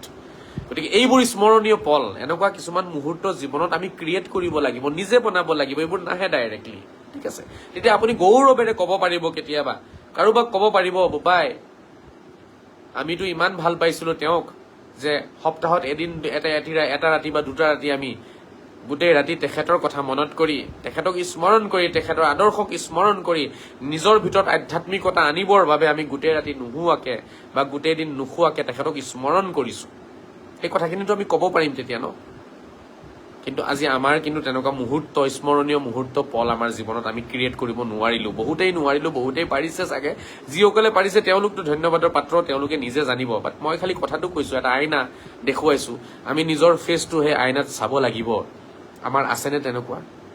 মোৰ জীৱনত বহুত আছে, যিখিনি মই এতিয়া ইয়াত নকওঁ, কেতিয়াবা কম, নহলে মানুহে ক'ব নিজৰটো নিজে কৈ আছে। বাট এই জেলত যোৱা ৰাতিটো যে, এইটো কিন্তু মোৰ জীৱনৰ কাৰণে গোল্ডেন টাইম। এই টাইমখিনিক মই সদায় স্মৰণ কৰিম, দৰকাৰ পৰিলে আকৌ যাম, 100 বাৰ যাম, কোনো কথা নাই। এটা কথাতে গৌৰৱ হ'ব যে চুৰি ডকাইতি কৰি যোৱা নাই, বেয়া কাম কৰি যোৱা নাই, সঁচা কথা মাথা তুলি পেলাই কৈছিলো, বুকু ফুলাই পেলাই কৈছিলো, আৰু সেয়াই বহুতৰে চকুত আজিৰ তাৰিখত অপৰাধ হৈ গ'ল। সঁচা কথা কোৱাটোই অপৰাধ হৈ গ'ল। চুৰি কৰি জেলত যোৱা আপোনালোকে শুনিছে, ডকাইতি কৰি জেলত যোৱা, ধৰ্ষণ কৰি জেলত যোৱা শুনিছে। সঁচা কথা কৈও যে জেলত যায়, সেয়া আপোনালোকে নিজ চকুৰে এইবাৰ দেখিছে। এতিয়া আপোনালোকেও ক'ব পাৰিব যে সঁচা কথা কৈ জেলত যোৱা মানুহ আমি দেখিছো। উদাহৰণ হিচাপে আজিৰ তাৰিখত মুস্তাফা কামাল আজহাৰী। মোৰতো অন্য কোনো ক্ৰাইম নাই, ন? মই কিবা চুৰি কৰিছো নেকি? মোৰ বেল কপিটো আহিছে, বেল কপিত লিখা আছে চব, ঠিক আছে? সঁচা কথা কৈ জেলত যোৱা মানুহ আপোনালোকে দেখিছেনে? উদাহৰণ মুস্তাফা কামাল আজহাৰী। আৰু বহুতেই গৈছে, ঠিক আছে? বেপাৰী বহুতেই গৈছে, তেওঁলোক কোনোবাই মাৰ্ডাৰ কেছত যায়, ঠিক আছে? কোনোবাই আপোনাৰ ধৰ্ষণ কৰি গৈছে, কোনোবাই আপোনাক কাৰোবাক আত্মহত্যা কৰিবলৈ বাধ্য কৰিছে, তেনেকুৱা কেছত বহুতেই যায়। বাট সঁচা কথা কৈ পেলাই জেলত যোৱা ব্যক্তি এজনৰ উদাহৰণ যদি বিচাৰে আজিৰ তাৰিখত মুস্তফা কামাল আজহাৰী মই নিজকে কওঁ গৌৰৱ কৰোঁ গৌৰৱ আপুনিও তেনেকুৱা কৰক আপুনিও গৌৰৱ অনুভৱ কৰিব পাৰিব এই বুকুটো যে কিমান ফুলি যায় নহয় তেতিয়া এই বুকু যে কিমান ছাতি ये छाती जो है ना ये छाती फूल जाती है এইটো ফুলি উঠে বুকু ফুলি উঠে তেতিয়া এই কথাখিনি যেতিয়া কওঁ ভাল লাগে গতিকে ধন্যবাদ জ্ঞাপন কৰিছোঁ মই সদায় ধন্যবাদ জ্ঞাপন কৰিম তেওঁলোকক যিসকলে মোক এই পৰিস্থিতিত আহিবলৈ বাধ্য কৰিলে মোৰ কাৰণে এনেকুৱা চিটুৱেশ্যন ক্ৰিয়েট কৰিলে তেওঁলোকক মই ধন্যবাদ জ্ঞাপন কৰিছোঁ আন্তৰিক ধন্যবাদ জ্ঞাপন কৰিছোঁ দুৱা দিছোঁ আপোনালোকে আৰু ভালে থাকক এণ্ড আকৌ যাতে যাব পাৰোঁ তাৰে মই দুৱা কৰিম আল্লাহে কবুল কৰক যাওঁ সত্য কথাৰ কাৰণে এনেকুৱা এটা সমাজত মই থাকিব নিবিচাৰিম যিটো সমাজত সত্য কথাৰ জাগা নাই তাতকে জেলে মোৰ কাৰণে ঠিক আছে তাতকে মই জেলত থাকিব বিচাৰিম য'ত মানুহে সঁচা কথাক লগ নিদিয়ে য'ত সঁচা কথাৰ মূল্য য'ত নাই তেনেকুৱা সমাজত থকাতকে জেলে ভাল উত্তম তেনেকুৱা সমাজত থকাতকে জেলত থকাটো উত্তম হয়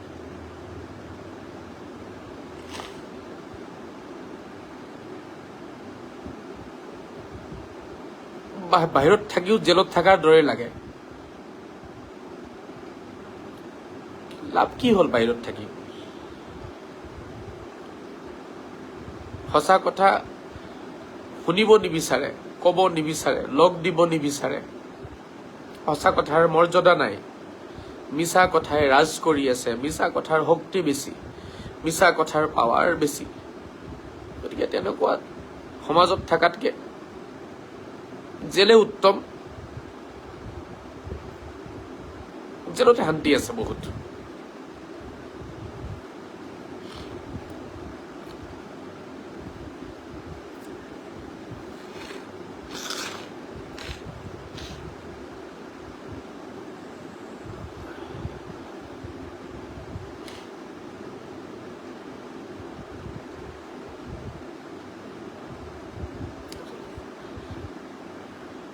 এনেকুৱা এখন সমাজত থকা মানে জেলত থাকাই হয়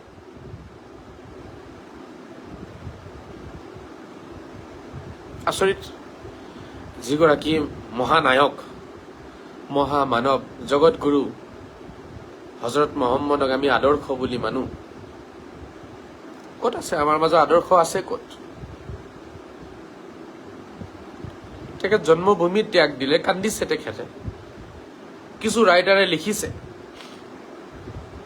তেখেতে যেতিয়া নিজৰ জন্মভূমি ত্যাগ কৰি যেতিয়া মদিনালৈ গৈ আছিল বাৰে বাৰে ঘূৰি ঘূৰি চাইছে তেখেতে নিজৰ জন্মভূমিৰ ফালে দূৰৰ পৰা মৰুভূমিৰ মাজৰ পৰা চহৰখন চাইছে ঘূৰি ঘূৰি আবেগিক হৈ চাইছিলে যে এইখন মোৰ জন্মভূমি মই এৰি গৈ আছো ইয়াৰ চিৰজীৱনৰ কাৰণে তেখেত আৰু তালে তেখেতৰ এতিয়াও সমাধি থাকিলে সেই মদিনাতে তেখেতৰ সমাধি আৰু জন্মভূমিত নহল আৰু এইটো চিৰ বিদায় আছিলে যদিও তেখেতে ঘূৰি আহিছিলে বহু বছৰ পিছত বাট তেখেতৰ স্থায়ীভাৱে তেখেত থাকিব লৈছিলে মদিনাত ঠিক আছে আমাৰ মাজত জানো সেই আদৰ্শখিনি আছে আমি নিজকে প্ৰশ্ন কৰিব লাগিব সকলোৱে নিজকে প্ৰশ্ন কৰক যোগ্য সভ্য শিক্ষিত সচেতন মহলৰ সন্মুখত মই কথাখিনি ৰাখিছোঁ আৰু মোৰ কথা বহুতে বুজি নাপায় আৰু ইয়াৰ নেগেটিভ মিনিংবিলাক উলিয়াই থাকে আৰু কিছুমানটো আছেই কিছুমান বস্তু কাটিং কৰি কৰি বিয়পাই থাকিব মোৰ গোটেই মন্তব্যখিনি বিয়পাই নিদিয়ে অলপ চলপ কাটিং কৰি বিয়পাই দিয়ে তেওঁলোকেও ভাবি চাওক কিমান দিনৰ জীৱন আপোনালোকে মোৰ ভিডিঅ' অলপকে কাটি যে আপোনালোকে যে প্ৰচাৰ কৰে আপোনালোকে নমৰিব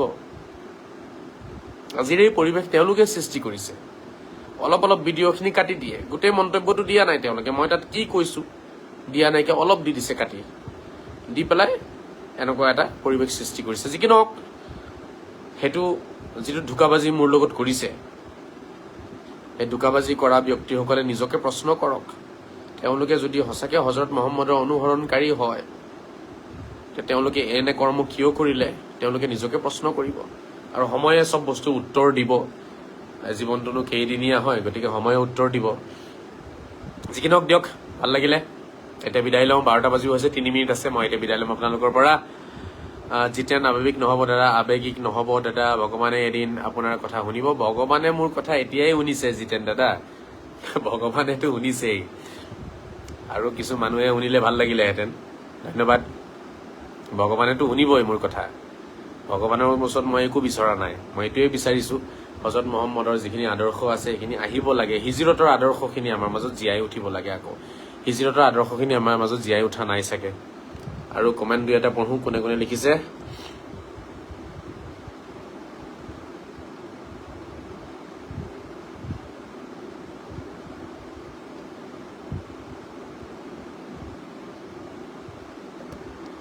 হিজৰতৰ আদৰ্শ আমাৰ মাজত থাকিব লাগিব। আৰু মই ৰাইজক সম্বোধন কৰি আছোঁ, ঠিক আছে। মই এটা কথা লাষ্টত কৈ পেলাই বিদায় লওঁ, এই যিবোৰ আলোচনা ৰাইজৰ লগত, গতিকে ইয়াত বেপাৰী কোনো মূল্য যাতে ইয়াত নাহে, নহ'লে আজহাৰী তুফান আকৌ 1000 কিলোমিটাৰ প্ৰতি ঘণ্টা চলিবলৈ বেছি টাইম নালাগে, সকীয়াই দিছোঁ। কোনো ধৰণৰ মূল্য যাতে মোৰ লাইভত নাহে, এইটো সকিয়নি হয়।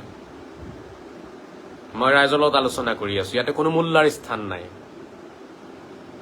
নহ'লে সেই অসমত যিটো পৰিৱেশ সৃষ্টি হৈছিলে নহয়, বেছি সময় নালাগে মোৰ এইটো কৰিবলৈ কাৰণে। ইয়াতে কোনো মূল্যৰ স্থান নাই। মূল্য টোটেলি নট এলাউড মোৰ এই আলোচনা চক্ৰত। এইটো মনত ৰাখিলে হ'ল সকলোৱে, ঠিক আছে। এইটো মনত ৰাখিব, ইয়াতে মূল্য যাতে নাহে, কোনো মূল্যৰ লগত কোনো আলোচনা ইয়াত নাই, ঠিক আছে। এতিয়া জনসাধাৰণৰ লগত মোৰ আলোচনা, হজৰত মহম্মদৰ অনুসৰণকাৰী যিসকল আছে তেওঁলোকৰ লগত মোৰ আলোচনা, ৰাইজৰ লগত মোৰ আলোচনা। গতিকে আপোনালোকেও ৰাইজ ইয়াতে কোনো মূল্য সোমালে তাক লগে লগে ওলাই যাব দিব কমেণ্টত, ঠিক আছে। ইয়াতে মূল্যৰ কোনো স্থান নাই, মোৰ ৰাইজৰ লগত আলোচনা। বেপাৰীবিলাকেতো হজৰত মহম্মদৰ আদৰ্শখিনি নষ্ট কৰিলে। হজৰত মহম্মদৰ আদৰ্শখিনি, হিজৰতৰ আদৰ্শ আমাৰ মাজত বিলীন কেলে হ'ল? কোনে কৰিলে? কোনে বিলীন কৰিলে সেই আদৰ্শবোৰ? মূল্য ইয়াত আহিব নালাগে, আপোনালোকে নাহিব, ইয়াত কোনো মূল্য নাহিব দেই, ইয়াত নাহিব। ৰাইজৰ লগত মোৰ আলোচনা। ৰাইজৰ ভিতৰত যিসকল আমাৰ শিক্ষিত, সভ্য, যোগ্য, সচেতন যিসকল আছে তেওঁলোকক মই কথাখিনি জনাই গৈ আছোঁ। তেওঁলোকে নিজৰ বিবেক বিবেচনাৰে কথাখিনিৰ মোক উত্তৰ দিব, আৰু কেনেকৈ সমাজখন লৈ যাব লাগিব, কেনেকৈ আগবঢ়াই লৈ যাব লাগিব, সচেতন মহলে, শিক্ষিত যোগ্যসকলে এইটো সিদ্ধান্তটো তেওঁলোকে ল'ব। গতিকে ইয়াতে নাহিলে বেছি ভাল পাম। মই মোল্লাসকলক কৈছোঁ, নাহিব ইয়াত, মোৰ লাইভত অহাৰ প্ৰয়োজন নাই আপোনালোকৰ, ঠিক আছে। কোনো প্ৰয়োজন নাই। নিজৰ মাজত হজৰত মহম্মদৰ আদৰ্শ জীয়াই তোলক, তাৰপিছত ইয়াত আহিলে মই ভাল পাম, তাৰ আগত আহিব নালাগে। 12টা বাজিলে, বিদায় লওঁ। বহুতে ভাবি আছে ইয়াৰ চকুত পানী মানে ইয়াৰ আগৰ পাৱাৰটো নাই। 1 মিনিট সময় নালাগে মোৰ আগৰ ৰূপলৈ যাবলৈ কাৰণে। 1 মিনিট মোক কোনো ৰখাব নোৱাৰে। মাত্ৰ ৰাইজৰ লগত আলোচনা কৰি আছোঁ, ৰাইজৰ লগত মোৰ কোনো বিতৰ্ক নাই সেইকাৰণে। গতিকে মূল্যবিলাক ইয়াতে যাতে এণ্ট্ৰি নামাৰে, ঠিক আছে। মূল্য এণ্ট্ৰি মাৰিব নালাগে। মূল্য নিজৰ কাম কৰক, কি কৰিব আছে কৰক, বাকী মই চাই ল'ম মোৰ কামখিনি। ৰাইজৰ লগত মই আলোচনা কেনেকৈ কৰিব লাগে সেইটো মই কৰিম, ঠিক আছে। গতিকে আপোনালোকক সকলোকে অনুৰোধ এইটোৱেই জনাম, পঢ়ক, হিষ্ট্ৰীবোৰ পঢ়ক, হিজৰতৰ যিটো আদৰ্শ সেইটো পঢ়ক। হিজৰতৰ কাহিনীয়ে আমাক কি শিকাইছে সেইটো আপোনালোকে পঢ়িব বুলি মই আশা ৰাখিলোঁ। সকলোৱে পঢ়কচোন। পঢ়িলে চাব না, নিজকে দেশৰ কাৰণে ত্যাগ দিবলৈ মন যাব, নিজৰ জান প্ৰাণ ত্যাগ দিবলৈ মন যাব, দেশৰ কাৰণে মৰিবলৈ মন যাব, সভ্যতা সংস্কৃতিৰ কাৰণে মৰিবলৈ মন যাব, কিবা ভাল লাগিব তেতিয়া। কিন্তু এই গোটেইবোৰ লুকাই আছে হিজৰতত, হিজৰতৰ আদৰ্শত গোটেইবোৰ লুকাই আছে। 12টা বাজিলে, এৰো এতিয়া। দোৱা কৰিব, আশীৰ্বাদ দিব, প্ৰেৰণা দিব, সহযোগিতা আৰু পৰামৰ্শ আগবঢ়াব। আপোনালোকক লৈ এই হজৰত মহম্মদে বিচৰা এখন নতুন সমাজ গঢ়ি তুলিবৰ বাবে চেষ্টা কৰি আছোঁ, কৰিম যিমান দিন আছোঁ। ধন্যবাদ। সুখেৰে থাকক, শান্তি বিলাওক, শান্তিৰে থাকক, মৰম বিলাওক, মৰমেৰে থাকক সকলোৱে। খুদা হাফিজ। জয় শ্ৰী ৰাম, জয় শ্ৰী কৃষ্ণ, জয় শ্ৰী যীশু, জয় শ্ৰী মহম্মদ, জয় শ্ৰী বজৰংবলী, জয় শ্ৰী শংকৰ, জয় শ্ৰী মাধৱ, জয় শ্ৰী গুৰু নানক, জয় শ্ৰী গৌতম বুদ্ধ, জয় শ্ৰী আজান পীৰ, জয় শ্ৰী বড়ো পীৰ, জয় শ্ৰী আজমেৰী পীৰ, ভাৰত মাতা কি জয়, বন্দে মাতৰম, জয় আই অসম। খুদা হাফিজ, ফি আমানিল্লাহ ও ফি ৰিয়ায়াতিহি, আছআদাল্লাহু লাইলাতাকুম। গুড নাইট, শুভ খায়েৰ, শুভৰাত্ৰি। শান্তিৰে থাকক, শান্তি বিলাওক, মৰমেৰে থাকক, মৰম বিলাওক। নমস্কাৰ, আসসালামু আলাইকুম, সত শ্ৰী আকাল, আদাব, বাই বাই।